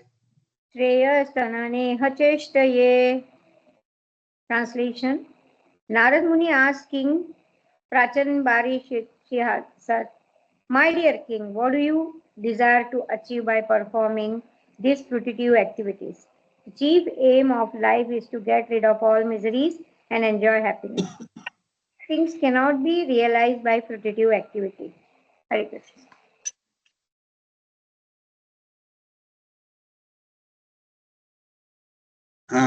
Here, Narada Muni began to speak to Prachinabari. Narada Muni is saying, "O king, what benefit do you want for yourself by doing these karmas? It is not possible to destroy suffering and attain happiness by performance of karma." So Narada Muni is asking, "We are performing so many yajnas and so many yajna after yajna. Why you want to do? If you think that if you can destroy suffering and attain happiness through these karmas, through these yajnas, that is not possible. Try to understand. Benefit is not seen in karma, since its happiness is mixed with suffering and is temporary. Even though you may perform so many karmas and you may go to heaven and enjoy there, your enjoyment is not permanent there. You may stay there for few thousand years and you have to come back. Tetam bhukta sargalokam vishalam, shine punne martalokam vishanti. It is not everlasting happiness in Swarga, even though if you go to Swarga after performing thousands of yajnas. Mamupetya punarjanma dukkhalayam ashashvatam. Anityam asukam lokam imam prapya bhajasvam. There are two different verses. When one can get the real happiness, Mamupetya. Only when one goes to Supreme Lord, punarjanma dukkhalayam ashashvatam. One does not have punarjanma in the dukkhalayam, in the material world. Somebody may say, how can you say dukkhalayam? There is happiness in the material world. But ashashvatam, that happiness is not everlasting. Your existence itself is not everlasting in the material world. Then what to speak of your happiness everlasting? Then therefore, anityam asukam lokam. This material world is anityam, it is temporary. Asukam, it is not an abode of happiness. Even though if there is happiness, that is mixed with misery, or mostly misery, little happiness here and there. Anityam asukam lokam imam prapya bhajasumam. Then what is the best thing that one should do in this material world, having attained in this temporary, miserable material world? Bhajasumam, continuously worship me. That can only accord one real happiness while living in this material world, and in both the conditions, one will attain real happiness only in the association of Supreme Lord, in the service of Supreme Lord. So that is what is indicated in these two verses. So Narada Muni hinting at it. If you think that by performance of karmas you will go to Swarga and you will enjoy eternal enjoyment, so that is not possible. Even though the enjoyment of karma is either temporary or it is troubled or disturbed by Asura's time and again. So don't think it will last long. So like that. Rajo Vacha. Rajovacha Najanami Mahabhaga. Najanami Mahabhaga Param Karma Paviddati. Param Karma Paviddati Bruhi me Vimalam Jnanam. Bruhi Jnanam Yena Muccheya Karma Bihi. Yena Muccheya Karmabhihi. The king replied, O great soul, Narada, my intelligence is entangled in fruitive activities. Therefore, I do not know the ultimate goal of life. Kindly instruct me in pure knowledge so that I can get out of the entanglement of fruitive activities. So Prachinabari, at least he know the glories of Narada Muni. He did not cut Narada Muni. You don't know. What do you know? What are you speaking? I know. Like that, he did not speak. He is very respectfully submitting to Narada Muni. This particular submission made him the recipient of the true knowledge. In front of Guru, we should never ever show ourselves, I know better than you. Only in front of Guru, when we submit ourselves as if we don't know anything, the knowledge flows, the mercy flows. Same thing Prachinabari is doing now. He says, he submits, O great fortunate saint, since my intelligence is bewildered by karma, I do not know what is beneficial. Please tell me the pure knowledge by which I can become free from these duties. So, my dear Nardamuni, I was bewildered. My teachers told me to perform karmas again and again. I was performing karmas and again. All my teachers are supporting the same thing. This is what I have understood. This is what I have received. This is what I listened to. So this is what I am doing. So somehow or other I was bewildered. I suppose, as you are saying that I am bewildered. I must have been bewildered. So now please tell me what is the true knowledge? What is the true purpose of life? So that I can become free from these duties. Because since my parents were doing all these things continuously, I was told I should do it continuously. So I am doing. So please tell me, should I do it or not? So what should I do? So like that is asking. Karma paviddhati means my intelligence bewildered by karma. Karma apaviddhati. So whatever karmas, whatever karmic rituals I have been performing, they have bewildered my intelligence, saying that, yeah, purpose of life is to do this only. This, nothing else, nothing else, nothing else. So performing the rituals without understanding the spirit behind him. So like this, we can see similar kind of situation. All our near and dear, most of our family members, our near and dear, also same condition, same situation. We perform so many rituals because they are coming in the family tradition. So we have to do. There is no other way. We have to do. They are very strong about executing the rituals. Of course, one way it is good that some of them are very much at least following the rituals. And nowadays things are anyway, they are very bad. People say that these are all blind faith. Why should we do all these rituals? No need to do all these things. Because that is what they are hearing in the schools and colleges. All these are useless, time-waste rituals. No need to do. So one problem is completely denying the rituals, saying that these are all useless, meaningless rituals. Other problem is doing the rituals just for the sake of doing the rituals. Because our parents said so, we are doing. Both are problematic only. Both are obstructing to our spiritual growth. So we should understand the spirit of the ritual, then execute whenever they needed and as much as they needed. So that is very important. So that can be possible only when we surrender. If we say that I know better than you, who are you to tell me? Then one will never receive the knowledge. If you have to receive the knowledge, we should submit ourselves as ignorant, as Arjuna did. Arjuna said, Karpanya dosho upahata swabhava prityamitram dharma sammudha cheta. Dharma sammudha cheta. My intelligence has been completely moda ho gaya, foolish ho gaya. In regards to understand the true dharma, I cannot understand because my intelligence is completely bewildered. Yes, Shreyasya Nichitam Bruhitan me. You please become my guru. Shishyaseham Swadmamtam Prapannam. You please become my guru and tell me what is best for me, what is good for me. Not only for me, what is good for everyone. Only a guru can tell the disciple what is best for one disciple and for everyone. But in order to understand, in order to receive that, we should become disciple. That till the moment we don't become the disciple, we don't become submissive, we can never ever receive the knowledge coming from the mouth of Guru. Here, Prachanabari surrendered. He did not adamantly say, oh, what do you know? My father performed same thing, my grandfather, my great grandfather, it is our family business. So who are you to tell us? Like that he did not say. Very happily, very submissively, very humbly, he respected Narada Muni and submissively inquiring. Tadvidhi pranipatena pariprashnana sevaya upadekshite jnanam jnaninas tattvadarshana. So that is required. Panipat, pariprashna. Then there is tattvajnana. So that way we have to understand. Otherwise, he has been engaged in dharmartha kama only. So this is our family dharma to perform yajna after yajna, by which I'll go to Sarga and enjoy Artha. That was his desire. That is what he understood from his teachers. That is what he kind of interpreted, seeing at his parents and grandparents. So he is doing it. In one sense, there is no mistake of it also. So that is circumstances are made like that. So what can be done?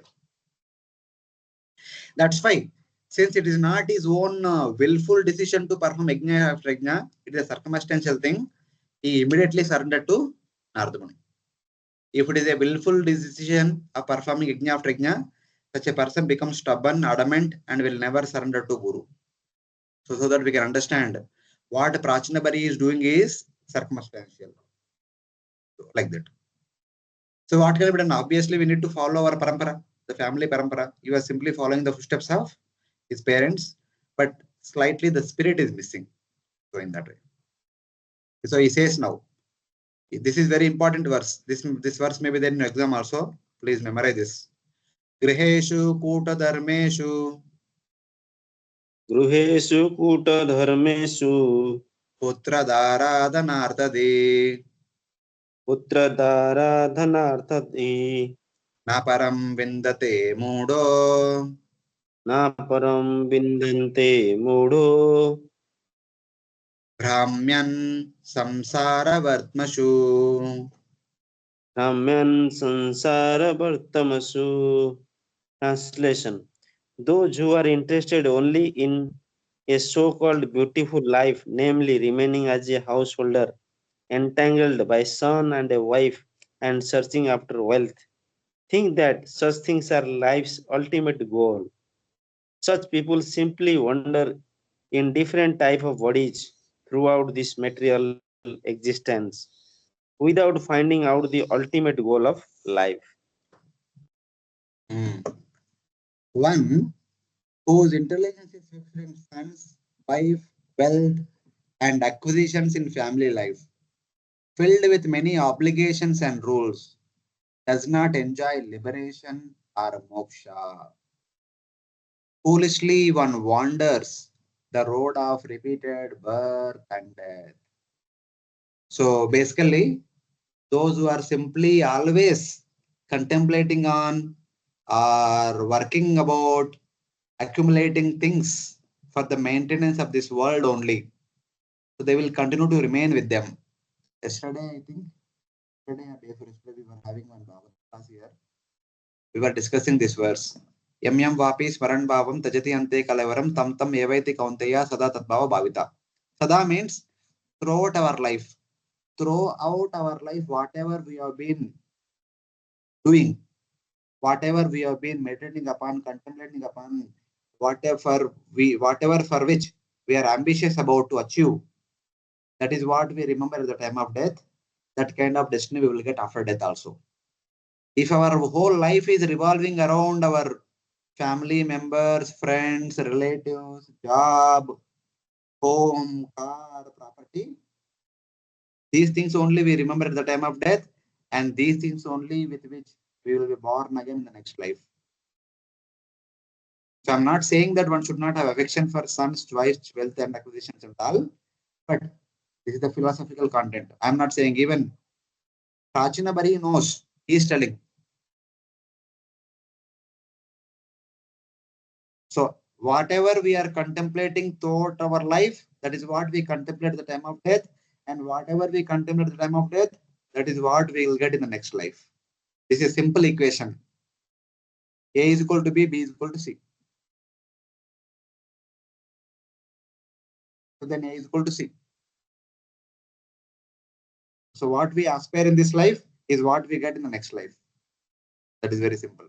Because that is what we remember at the time of death, and that is what we will get after death. That is how the equation is. And according to Prachinabari, he was simply engaged in Dharmartha Kama. That is what he understood the purpose of life. That is what he was doing. So such a person who is after only Dharmartha Kama will never get moksha. Unless until we work for moksha, we will never get moksha. Bhagavatam first canto 1 verse is there, na? Dharmasai apavargasya. Artho arthaya upakalpate. We generally perform dharma to get artha, so that we can fulfill our kama. But Bhagavatam at the very beginning says, dharma should not be performed for material artha, but dharma should always be performed for the apavarga, moksha. Whatever duties we are performing from the day one, yat karoshi, yadashnashi, yadjoshi, tadashi, tapasya, kaunteya, tatkurusha, madarpanam. Even from the point of drinking water, eating prasadam, and sleeping, and doing our day-to-day duties, taking bath, everything, whatever daily ritual, daily activity that we perform, everything should be focused on obtaining liberation. Then we'll attain liberation. If all these activities are focused on attaining artha, so that we can fulfill our kama, we only get artha and we can fulfill our kama. We'll remain here only. We'll not come out of these three from this triangle. Dharma to artha, artha to kama, again kama to dharma, artha, kama, dharma, artha, kama is a triangular circle. We are bound in the circle and continuously revolving around it. But dharma should be performed for moksha, then we'll get moksha. Attaining moksha will become our kama, and the benefits in the moksha will be our artha. कामस्य न इंद्रिय प्रीति लाभो जीवेत यावता. जब तक आपका जीवन है तब तक your kama should be na indriya priti. Your means our kama should be na indriya priti, should not be indriya priti. So when the word kama is there in the Chaturtha Purushartha, the kama should not be indriya priti. Then what should be the kama? Kama should be going back home, back to Godhead. So in that way we have to understand. So what should be the goal of life? In order to accomplish that, how should we perform our day-to-day activities? So he himself is understood, but there is a problem. Even though you know theoretically, but you don't know how to execute that into picture. So the same way Bhagavatam says, Kamasya na indriya priti labho jiveta yavata. Then what should be our kama? If we kama should not be indriya priti, then what should be? Jivasya tattva jignasa. Na artha yacha iha karamabi. The kama should be for tattva jignasa. तत्व क्या है? तत्व के बारे में जिज्ञासा होना चाहिए. तत्व को समझना should be our kama. And na artha iha. Na iha artha. The kama should not be for iha artha. It should not be for material benefit. It should be for para artha, spiritual benefit. We should perform dharma for attaining moksha, and our kama, our desire, our motivation, our ambition should be for para artha. Artha is there, but not iha artha. Not the benefits in the material world, but the benefits in the spiritual world, para artha. So that should be the purpose of life. That's how it is indicated here. Yes, Prabhu, आप कुछ बोल रहे थे बीच में? Prabhuji, this verse looks like Prachinabari is very intelligent enough to understand this thing. Still, he's engaged with this. Simple, na? Na param vindate mudo brahmayan samsara vartmachu is indirectly telling that I don't know. Because I've been told that it is our family dharma that we need to perform yajna, we are performing. And in the process of yajna, we have obviously the dharma is accomplished with the family members, friends and relatives. There is affection for them. So that's all. He has been doing it. But he certainly understood that. But see, the goal of performing karma is to go to Swarga. And those who go to Swarga, they'll come back again. They take birth, again perform dharma, again go to Swarga, again come back. So that principle is there as we study in the Bhagavad Gita. Tetam bhukta sargalokam vishalam shine punne martalokam vishanti evam trayi dharma manu prapanna gata gatam kama kama labante. So he knows that. He understood it and is doing it. For him, Swarga is the topmost goal to attain. As we study in the Bhagavad Gita the same way. Yam yam vapi smaran bhavam tajati ante kalayaram tam tam eventi kaunte. No. Start this. Yam imam pushpitam vacham parvadanti avipachita vedavadartha partha nanyatatsiti vadina. His teachers as vedavratarthas. They said, इसके अलावा कोई और गोल नहीं वेदों का. ये वेदों का सार है. What is that? कामात्माना स्वर्ग para. They said karma is स्वर्ग para. Destiny. And kriya vishesha bolam bhogeshware gatim prati. For getting bhoga and aishwarya, we perform so many vishesha bahulam, so many kriya vishesha. Matlab so many yajnas we perform. That is what he is doing. So he understood. So I only know this much. And we are keep rotating the circle and we don't know how to go back to Godhead. So in that way. Okay, Prabhuji. So because Narada Muni scolded him, you are bewildered. Then he's accepting, yes, yes, foolishly I've been doing this. As a result of that, I'll be wandering, I'll be going to Swarga, coming back, and going to Swarga, coming back. Hey, kar raha hu. So this is, he is able to speak this verse because he is in the presence of Narada Muni. Okay. Somebody might have doubt. If he knew this, why he did not take up some higher education previously? But it was Yeah. not came in the forefront. The knowledge might have been there, but it is deeply within the core of the heart. It has not come in front of him. But because of the mercy of Narada Muni, that knowledge is revealed and coming in the front of his eyes and is able to speak about it. This is what the mercy of Guru. Okay. Prabhuji, Hmm. just as an application part, Prabhuji, this Prachinapur is practicing this for since 10,000 years. But No, how no, just not 10,000 years. Of course, he has been doing it from the beginning of his birth. In the time he became king, you maybe more see. than that? While Lord Maybe Shiva was more than taught the Prachetas is sung, Narada was teaching mm, their father Jnana, Vairagya, and Bhakti. That means both the teachings happen simultaneously. Later on, the mm. Prachetas will perform 10,000 years tapasya. That means more than that actually. So my question is that how all of a sudden just because of Guru is told and he changed his mind, why it is not happening with all of us actually? No, with all of us, there are two things. We are also trying to accept the Guru's mercy, and also we are not accepting it wholeheartedly. We are listening to it. We are trying to Mm, follow along with other things. The day we follow it as Vyavasayatmik Buddhi, then mm, all the things put to rest. okay.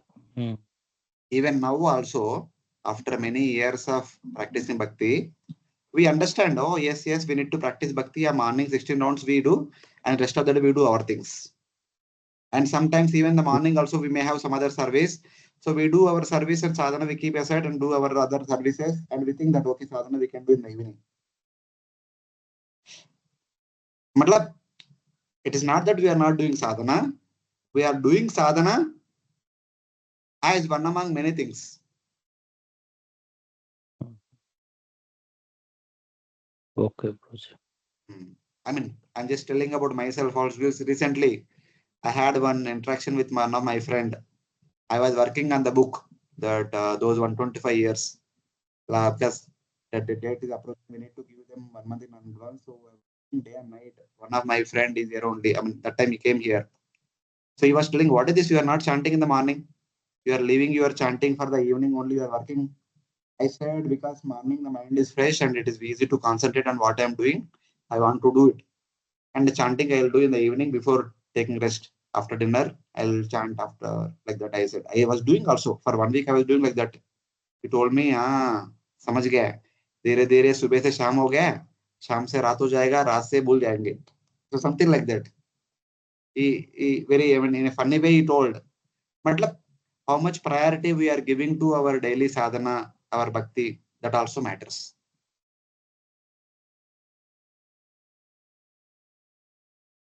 Yes, Of course, understood. Prabhuji. I Mm, mean, we being ourselves like that.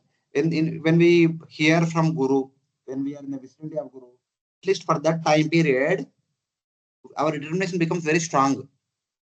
I mean, अभी से कुछ अच्छा practice करना पड़ेगा, अभी से कुछ strongly practice करना पड़ेगा. Just like for all of us, we have this experience. Whenever we go for yatras, Kartik Yatra or any other yatras, so during the yatra, we get a lot of inspiration. While coming back, we planned. So अभी से ऐसा करने का, वैसा करने का, वैसा करने का, वैसा करने का. We'll do it 1 2 weeks. Afterwards, again back to square.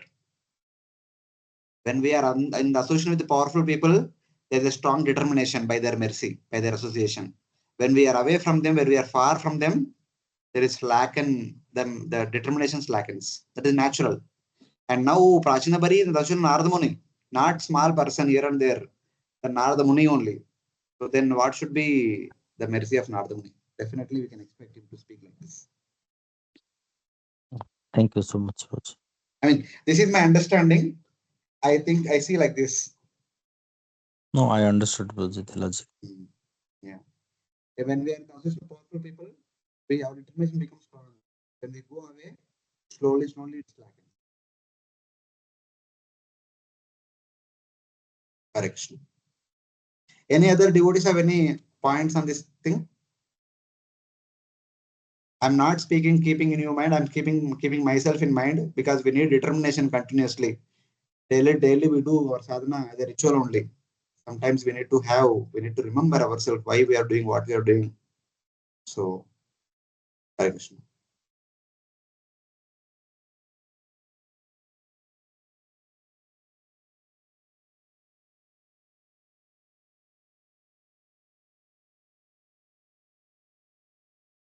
So he is telling that it is not only me, but all householders are like me only.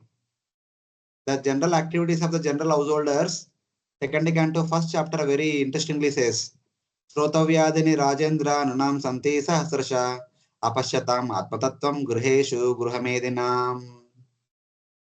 The people in general, they think that I am the lord of this house. I am the head of this house. All the people in the house, my wife, children are supposed to follow what I'm saying. I am the master of this house. And they have thousands of other topics to discuss every day. Cricket matches, volleyball matches, football matches, real estate, politics, games, sports, job, this, that, so many things to discuss. But they don't have one thing to discuss. They don't have interest in one thing. What is that? Atma Tattva. They don't have any interest in discussing Atma Tattva. Because they think that the purpose of life is this only. Dehapatya kalatradishu atma sainyeshu asasvapi. So they think that what is the purpose of life? Yeah, taking care of the family members. Work, take care of the family members, friends and relatives, and have fun with them. Sometimes fun with friends, sometimes fun with relatives, sometimes fun with family members. That's all. What do you want? Jeevan matlab, paisa kama lo, enjoy karo, bas. And because Atma Saineshu, one thinks that all these are my Sanya, they will protect me. If I protect them now, they will protect me when I need protection. But the problem is in real, from Sukadeva Goswami's point of view, Asatvapi, they cannot protect you. What this householder is talking about the protection is material protection. Now, if I take care of them, they will take care of me when I'm old, when I'm deceased, when I'm bedridden with disease and all, they'll take care of me. They will provide me what my necessities. But Sukadeva Goswami is not talking about these things. Sukadeva Goswami talking about all the ultimate benefit, ultimate take care. Dehapatya kalatradishu atma saineshu asassapi tesham pramatto nidanam pashyan napina pashyati. Even though he is seeing that his grandfather died, grandmother died, father died, so one day die. But he will think that no, I will not die. I will stay with my family for the rest. Like that only one thing. Problem is that one is, this is how I see this verse. I will try to explain this verse. We need to take care of our family members, no problem, no doubt about it. But taking care of our family members is only limited for this life only.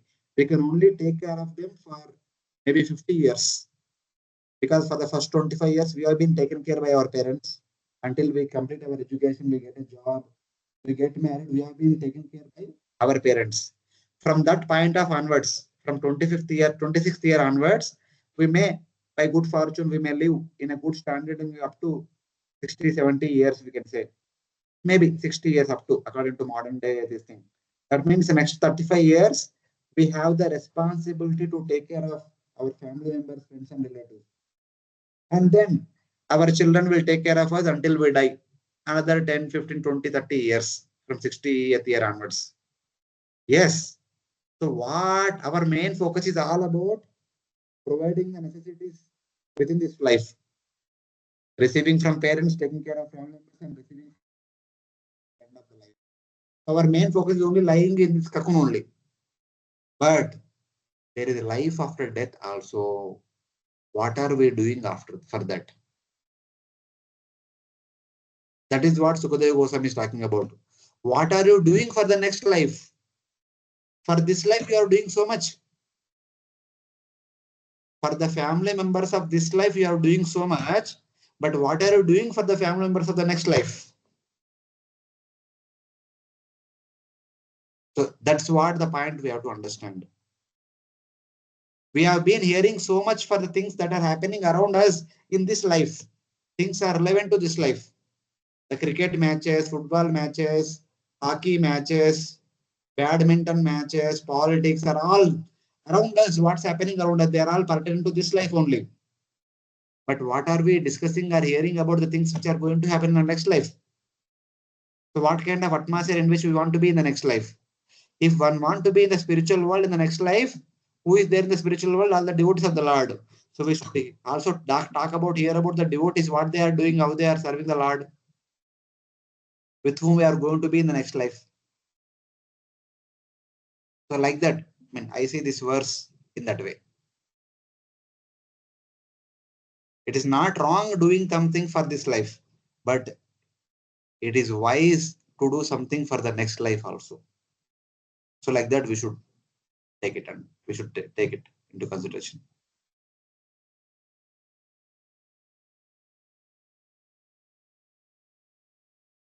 If we don't plan for the next life, we simply continue in this Brahmayan Samsara Vartmashu.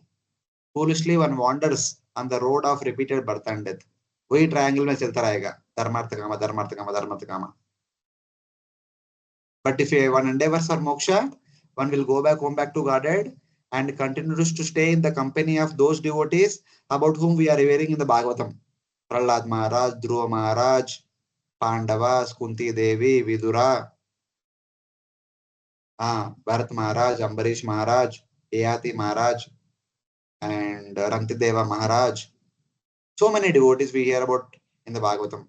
Prutu Maharaj, Prachetas. All these are already in the spiritual world. If we talk about them, hear about them, we'll be in their company in the next life. So like that. I don't know. I mean, this is how I'm explaining this verse. I'm not sure whether that appeals in one sense. So when he said these two verses in this way, now Narada Muni responds.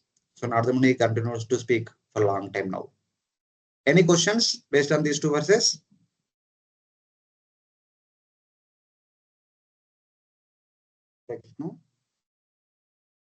No, Guruji. So Narada Uvacha. Narada Uvacha. Bhovo Prajapate Rajan. Bhovo Prajapate Rajan. Pashun Pasyatvaya Dvare. Pachun Pasyaptya Dhare. Sanyapitan Jiva Sangam. Gyapitam Jiva Sanghan. Negrunena Sahasrashaha. Nena Sahasrasaha. The great sage Narada said, O ruler of the citizens, my dear king, please see in the sky those animals you have sacrificed without compassion and without mercy in the sacrificial arena. So before teaching him Atma Jnana, so he wanted to tell, you have been doing all these karma rituals, see the result of those things. That's what he's indicating now. O protector of the people, O Prajapati, O king, O Raja, look at these animals, thousands of jivas killed by you in sacrifices without mercy. By his power of yoga, Narada Muni directly showed the king the sacrificial animals killed in order to make him detached from the results of karma yoga. So, because he has been doing karma yoga, because since it is his family dharma, he still has a lot of attachment. Now, first of all, he want to show the result of that karma yoga.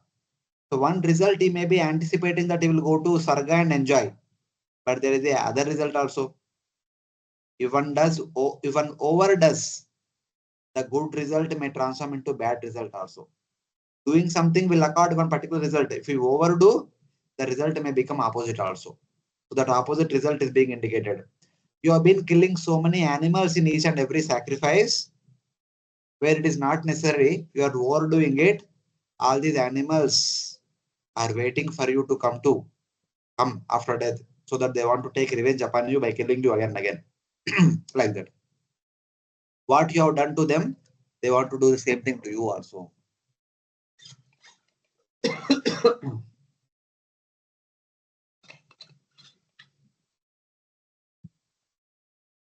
Here one doubt may come. But this is happening in the previous yugas, where he must be having lot of brahmanas who are expert in chanting mantras. And we also learned that whenever an animal is killed in a yajna, will go to Swarga or will get a higher birth. Why would these animals are waiting for him to get? Of course, it may be true. Whatever yajnas he was performing, he might have done everything very authentically. Everything is fine. But the speaker is Narada Muni. He want to show him. Narada Muni is not only speaking to Parachanabari, he is speaking to all of us. In the name of Dharma, in the name of family tradition, we may be doing so many things. Sometimes we may overdo also. But that overdoing something, even though it is following the customs, the rules and regulations properly, when we overdo, instead of giving us the right result, it will give wrong result. Just like parents want to pamper their children. When they over pamper, because the parents may want to show that we want to show our love and affection to our children. But the over pampering will destroy the children. Here, our directors are always keeps telling that on average, every year in India, out of 23 IITs, every year, at least 50 students are committing suicide. 2 students per every IIT in a year. The number may be very small, but where they are committing is very important. In IIT, which is the dream of every Indian. Even after coming to IIT, even after attaining something very difficult to attain, the highest success, topmost success in India, they are committing suicide. 2 students on average from every IIT in a year. One of the reason understood is over pampering by the parents, the cause of their suicide. Doing something is okay, but overdoing lead to difficult results. The reason is since childhood they have been over pampered and they have been successful in every attempt. Every time they have been stood first in the class, stood first in everything. Whatever they wanted, the parents were giving. When they come to IIT, they need to work hard, they need to get things. When things don't come the way they want, they can't tolerate. They want to commit suicide. There is one silly reason when one IIT, one student committed suicide because he became second in the class. He was always first in the class till now, and he became second. He can't handle that. He left his body, committing suicide. And many other students, the common problem is love failures, misunderstandings. They could not handle. Because till now in their family and everyone is giving them high importance. Whatever they say, everyone used to listen and follow, and everything is being done whatever he wanted parents used to do. Now some girl could not, so that's all coming to suicide. Something like that. So doing something is good, but overdoing always leads to bad results. There could be many more other reasons also, but some students, because they are not able to handle the pressure, they commit suicide.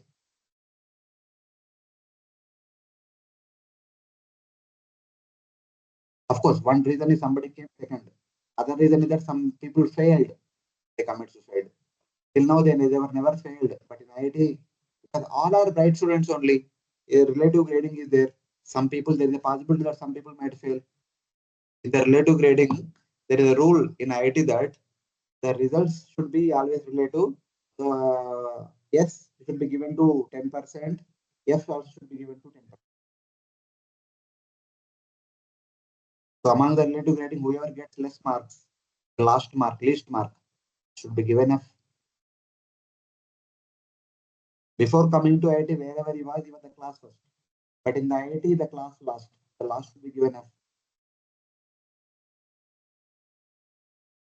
That's all. So There are many reasons, but some things are included. So now Nardamuni showed the animals are waiting for you. Oh, your execution was good and your intention was also good. Everything is good, and you might have thought that the animals also gone to Swarga. No, they were not gone because you are overdone. It is not necessary, but you have done it. So they are in Trishaku Swarga. They are waiting for you. So in that way. Ete tvam sampratikshante. Hare Krishna, Prabhuji, I got it. Ah. Prabhuji, as per this Karma Kanda, the sacrifices of animal sacrifices, we are telling that for the promotion of their for next life for the animal. But here I could not understand actually, Prabhuji. So they have not got. We'll see this verse. We'll read this verse, then we'll get more. Right. Okay, Hare Krishna. Ete tvam sampratikshante. एते त्वं सम्प्रतीक्षन्ते Smaranto vaishasham tava. स्मरन्तो वैशसं तव Samparetam ayakutais. सम्परेतम् अयः कूटैः Chindanti uttitamanyavaha. चिन्दन्ति उत्थिता मन्यव. All these animals are awaiting your death so that they can avenge the injuries you have inflicted upon them. After you die, they will angrily pierce your body with iron horns. Remembering how you killed them, the animals are waiting for you to die. With great anger, they will tear you apart with their horns made of iron. They are waiting for you, thinking, when will he die? They remember that you cut their bodies. They will cut you with horns made of iron when you are dead. He speaks in the present sense to indicate that the time is not far off. Currently, they are waiting, and you are very soon you are going to die, and they will tear you apart. So, I mentioned just now, even though Prachinabari was performed the good nation, with the intention of giving them good life, even the animals, it is understood. It is actually said that whatever animal is being killed in the sacrifice will attain higher destination. Either they will go to Swarga or they'll get a human birth where they can practice some, and they can get birth in a aristocratic family. They'll be well situated. That is a normal understanding. But when we overdo, where it is not necessary, it simply spoils them. Like over pampering children spoils the children, something like that. Over killing the animals does not allow them the desired destiny. They will enter into Trishaku Swarga. They neither gone to Swarga nor taken birth somewhere. They're simply waiting. Something like that.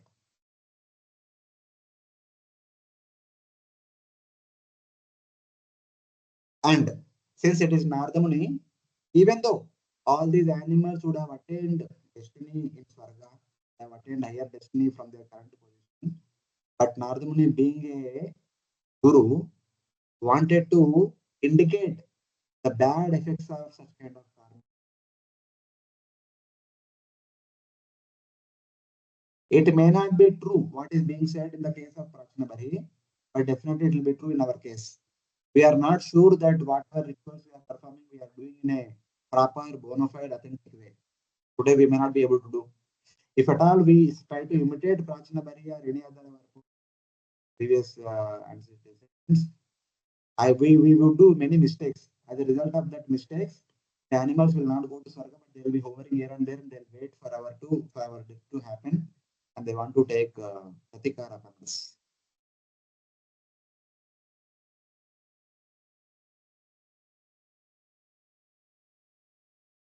So that way we can also understand. So for Prachinabari, this kind of result has come because he is overdoing it where is not necessary. doing it, we got this reaction. For us, because we may not be able to do things properly, the result will definitely will come.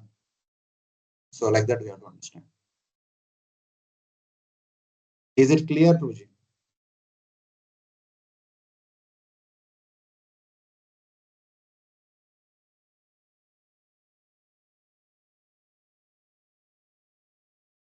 Hare Krishna. Welcome. So already time is over. 4:30 के ऊपर ही हो गया. But just to end on a good note, I just want to continue verse number 13 till 13. 13th verse will have a good note with, so that we have something to take on this auspicious Dasara. So we'll take 5 to 10 more minutes more. We'll continue till 13 and we'll close with that, so that good note to continue our day. Quickly we'll go all the way up to 13. Artate kata ishyesmim ishyemom Artate katayishyemum itihasam puratanam itihasam puratanam Puranjanasya charitam Puranjanasya charitam Niboda gadato mama. Niboda gatato mama. I will read the verse. In this connection, yes. I will let to you this ancient historical story. Itihasam Puratanam Charitam. There is a story which is very old. It is historical story of whom? About Puranjana. Please understand it as I speak. So now, so he just in 2 verses talks about the bad results of what he was doing, so that he can create some fear. So that Puranjana can, the Prachanapari can become attentive to listen to whatever he is going to tell. So I am going to tell you a story about a Raja who was also like you. So like that. Narada considered, I will enlighten the king who is fond of material stories with this material story. I will awaken him to his condition by relating a different story using the ornament of conveying the message by something which is different. The meaning of the sentence is clear. However, actually this is the story about you only. Though I am talking about the story of Puranjana, it is actually your story. Because why it is your story or it is our story? It is about you who creates your body by your activities. Puram Janayati is Puranjana. Whatever activities we are doing now, they will produce our future body. Oh Puranjana, you have been performing so many Vedic rituals that will produce a future body of a goat, which will be killed by all those goats which are killed by you. All those goats have been killed by you, have attained human body, and they are waiting for you to become goat so that they can kill you in another yajna. Tit for tat, equal and opposite reaction. Something like that. By our activities, we are going to create our future body. That's why we are called Puranjana. Puram Janayati iti Puranjana. It is ancient because it starts before you and other. वो पूरा हमारा जन्म लेने के पहले से शुरू हुआ था. Whatever activities are performed in the past life has determined our current body. Whatever we are doing now, it determines our future body. So it is ancient story in that sense. So now he is entering the story. Asit Puranjana Nama. Asit Puranjano nama Raja Rajan Bruhashrava. Raja Rajan Bruhachravaha Tasya Vijnata Namasit.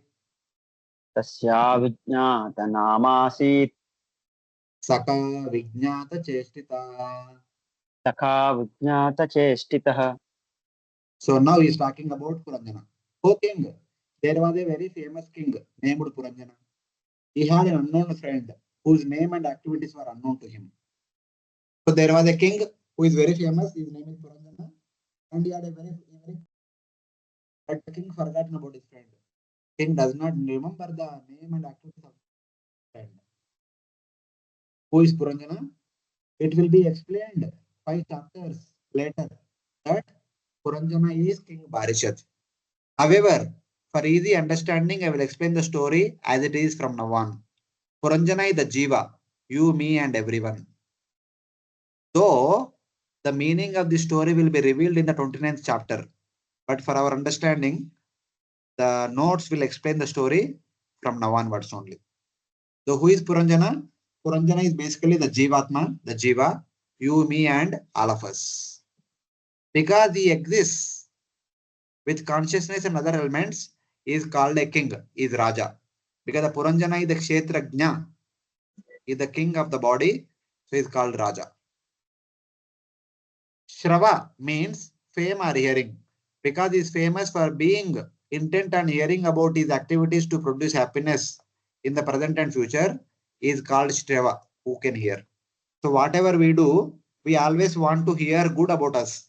We always want to hear that our family members should glorify us, our friends and relatives should glorify us. That is what we are doing all the activities. We want to hear good about us only.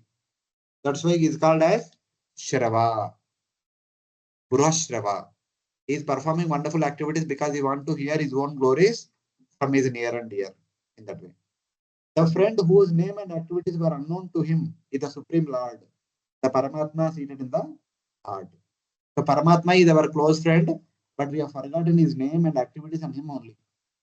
Or the friend has recognized activities such as inspiring the Jiva, since he knows the dependent nature of the Jiva. So Paramatma inspires us as a Chaitanya Guru, but we are not listening to him. We don't remember him as our dear friend. We have completely forgotten. Basically, those who are simply immersed in material life, they completely lost the knowledge of Paramatma and Bhagavan, who is actually our real friend, our close friend. We have forgotten him. And we are made friends with other material people in this world. So that is the understanding. Sarvasya Mrisannivishto Attasmriti Jnana Apohanamcha. Ishvara Sarvabhutana Hruddeshe Arjuna Tishtati. The Paramatma is there in the heart of our every living entity. Sonveshamana Sharanam. Sonve samana saranam. Babrama Prithivim Prabhu. Babrama prithivim prabhu. Nanu Purvam Yada Vindat. Nanurupam yada vindat. Abusa Vimanaiva. Abusa bhimanaiva. King Searching. Puranjana. No, no, wait. Searching for a place to live. Puranjana wandered the earth. Not finding a suitable place, he became depressed. So here Puranjana is Jivatma. So on the surface of the earth, Jivatma is wandering for a living place. That means Sharanam means a place to live, a place for enjoyment, basically the body. He wandered through various births in various forms because he could not find all the happiness he desired. He was as if morose, since he was not actually morose on getting pleasure in pig's body. So basically, sometimes he was living in the body of a pig, sometimes in the body of a horse, sometimes in the body of dog. In one sense, while living in that body was completely happy. But when he gave up that body, he said, oh, this is not proper, this is not complete, this is not good, something like that. He was looking for more and more happiness. He was looking for complete happiness.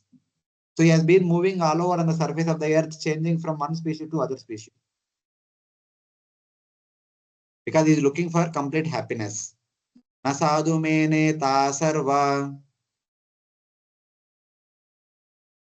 न साधु मे नेता सर्वा Bhutale yavati puraha. भूतले यावती पुरा Kaman kamya manosau. कामान् कामयामासो Tasya tasyopapattaye. तस्योपपत्तये. Desiring objects for attaining enjoyment, he thought that all the houses on the earth were not suitable. Just like we reside in a home, similarly Jivatma resides in the body. He has been changing so many bodies, but finally think that this body is not good, this is not good, this has this problem, this has this problem. Like that, he came up with conclusion. Though attaining material happiness everywhere in all the houses, in all the bodies, he did not consider it enough for satisfying his desires. Since cow bodies and others were not suitable for enjoyment, it seemed to have pleasure, but actually they did not. All the species, they were giving him happiness, but that is not up to his mark, up to the mark, up to his expectation. The Shruti also explains how the bodies are unsuitable. He brought them a cow. They said, this is not suitable. He brought them a horse. They said, that is not suitable. When Jiva Yamaraj says that, oh, you get a cow body, you get a horse body, he says, oh, this is not good for enjoyment, this is not good for enjoyment. Like that, the Jivatma denies them. Shruti also shows how even in the womb, one has awareness. Garbha dashayam eva mrutaschaham punarjatam. Living in the womb, having died, I was born again. So basically, even in the womb, the Jivatma thinks that no, what is this terrible condition? I want to have enjoyment. So like that. So basically, even in the human womb, in the womb of a human mother, there are a lot of trouble. It is not a pleasing condition. So we have seen in the third canto, 31st chapter, what all troubles Jiva goes through in the womb. But in any case, because in the womb, the Jiva is said to remember in 100 lifetimes what he was doing, he or she, what was happening with that person in the last 100 lives. Remembering all those things, if his eyes, oh, it's a miserable condition, like that. So basically,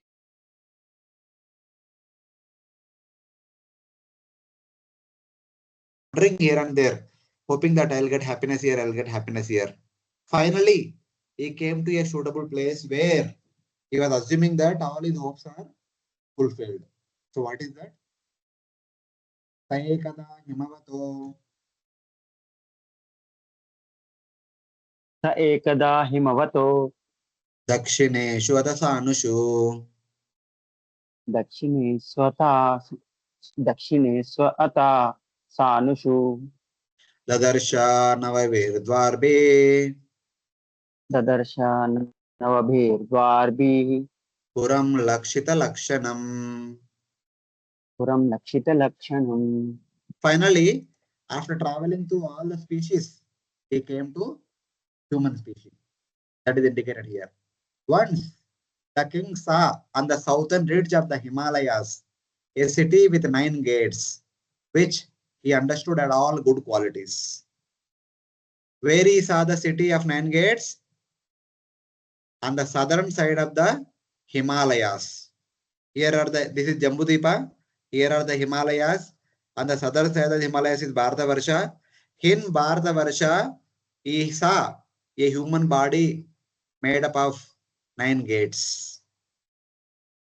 In Bharata, in the land of karma, as a result of performing actions to get a human body, he saw a human body which had visibly good qualities. This means he was not blind or born in low caste.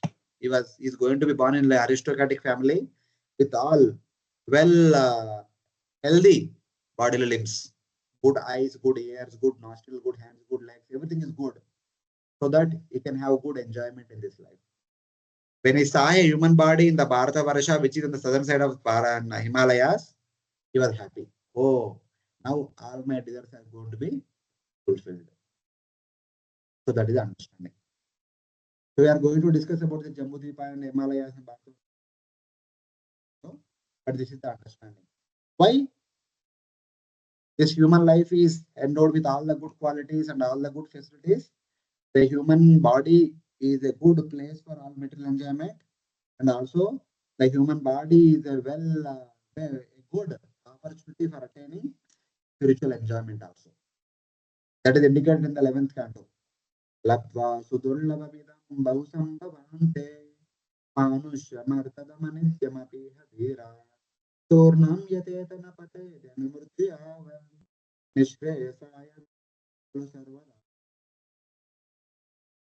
Sudurlabham, getting human birth in Bharatavarsha is very rare, but somehow we obtained it. Why? What is the specialty of this human life? Manusha Mardam. This is so meaningful. And though it is temporary, Apihadira. It is very useful. Because in Bharata Varsha, in human species, one can practice bhakti and go back to Godhead very easily. Therefore, Turnam Yatet Patet Anumrityu Yavat. Before death comes, continuously endeavor to practice bhakti to attain Nishreyasa. Nishreyasa means going back to Godhead. One should endeavor as long as one's life is there, as long as one's body cooperates in order to get the entry into spiritual world. Vishaya Kalu Sarvadasyu. Vishaya is available in every species. The pigs were also enjoying, dogs were also enjoying, horses were also enjoying.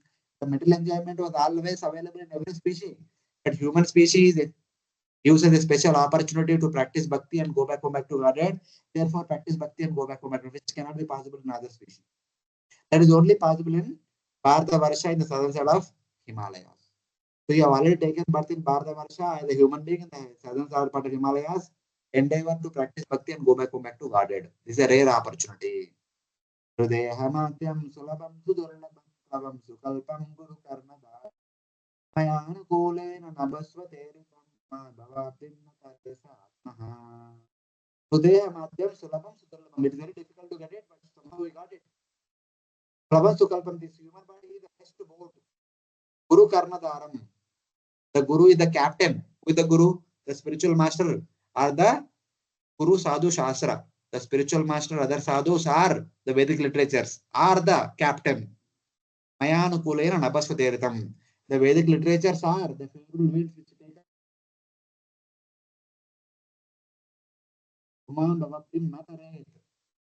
but without utilizing this human body, which is like the boat, without taking shelter of the Guru, who is like the captain, without taking shelter of the Vedic literatures, without like the favorable winds, if we don't use all these things to cross the material ocean, we are simply killing ourselves. Sa Atmaha, the killer of the self. So therefore, having gotten birth in Bharata Varsha, one should endeavor until Mrityu to go back to Godhead. It's for wasting our time and energy here. Same thing Prahlad Maharaj says. Kumara, Kaumara, Acharya Prajno, Dharman, Bhagavata, Niha, Durlabam, Manush, Janma, Tadapi. The wise person should practice Bhakti Yoga in his life from youth. Youth means from the very tender age, Kaumara age, 1 to 5 years. Kaumara age is 1 to 5 years to practice Bhagavad Dharma. Human birth is very rare. If we lose this opportunity, we don't know when we again get human birth. Though it is temporary, it is very good for practicing bhakti. So in that way. But in youth, a person is unqualified for related to the Lord, hearing and chanting in the land of Bharata. Yes, from 1 to 5 years old, person may not be able to Varnashma Dharma. But Dharma I mentioned here is not Varnashma Dharma. It's a Dharma about chanting and hearing. Chanting and hearing, even a small kid can do. Yajna Andal, one may not be able to do. But chanting and hearing, one can do happily. But a person will be successful starting during Yavana. But chanting and hearing, we can do in youth, 16 to 25 years. That is where you have some good intelligence, understanding, you become successful. But the wise person understands that perhaps he will die at the end of Kaumara age. And that his life will be wasted. You are waiting for youth. What is the guarantee that you will stay until youth? You may die before that only. Better practice bhakti starting from Kaumara. You will attain perfection. Dhruva perfect, even in the young age, he attained perfection. One may say, why worry? In future life, one can practice bhakti. Birth as a human is rare. One attains human form by good fortune and it is transient. Though you exist today, it is not certain that you will exist tomorrow. And it is not certain that you will get human birth only in the next life. So better practice bhakti in this very lifetime. But still the question may come, how can bhakti be perfected in such a short time? You are telling that I may die before I attain youth, and now I am Kaumara, and Kaumara to youth I may attain perfection. What is the guarantee? Human birth is effective. Arthadam. One sees that Katvanga and others achieved success by having bhakti for a small muhurta also. Katvanga attained perfection even one muhurta. Dhruva attained as a child. Prahlad attained as a child. You can't? You will definitely. So Katvanga Maharaj only had one muhurta time to attain perfection, and you have 10 years, not 10, 15 years, age 1 to 16. 15 years time is there, so you can definitely perfect your life. Better practice bhakti starting from 1 to 5 only. So Kaumara is 1 to 5, Pauganda is 5 to 10, Kaishora is 10 to 16, and Yavana is 16 onwards. So one should practice bhakti from year 1 onwards. So that is good for oneself. So we have already taken birth in Bharatavarsha. We have been already come in association of devotees, and we are grown up. Still we are living. So still we have some more time left in our life. So better to go back to Godhead. Just like Rama came and killed Ravana, so that people can practice bhakti. Because people like Ravana does not. So same way, we have been given the good opportunity to practice bhakti in this human species in the Bharatavarsha. So we should utilize taking the opportunity that is given to us. One is human birth, second one is the favorable circumstances, just like Rama created for every by killing Ravana like envious people on this auspicious day of Vijayadashmi. So we should practice bhakti, and we should endeavor by all means to go back to Godhead. That should be the take-home message from Vijayadashmi. So with this, we'll stop here. So thank you very much for joining on this holiday, and especially on the festival day, and staying back for 3 hours. Now it is 5 o'clock. So with this good note that we have been given this rare opportunity of getting birth in Bharatavarsha, getting in a human body, with though we have so many problems, so many difficult diseases and so many problems are there, but on a overall, it is a rare opportunity. It is a favorable opportunity. So we should utilize it to practice bhakti and to go back to Godhead. Hare Krishna. Thank you very much. Thank you so much, Prabhuji. Thank you. Thank you, Prabhu. Thank you so much, Prabhuji. Hare Krishna. Thank you, Prabhuji. Wonderful. Yeah, अच्छा लगा Prabhuji. Thank you so much. Hare Krishna. yeah. So we'll stop here and we'll continue on Sunday. Now the actual story will begin. Actual anatomy of human body will begin from the next verse onwards.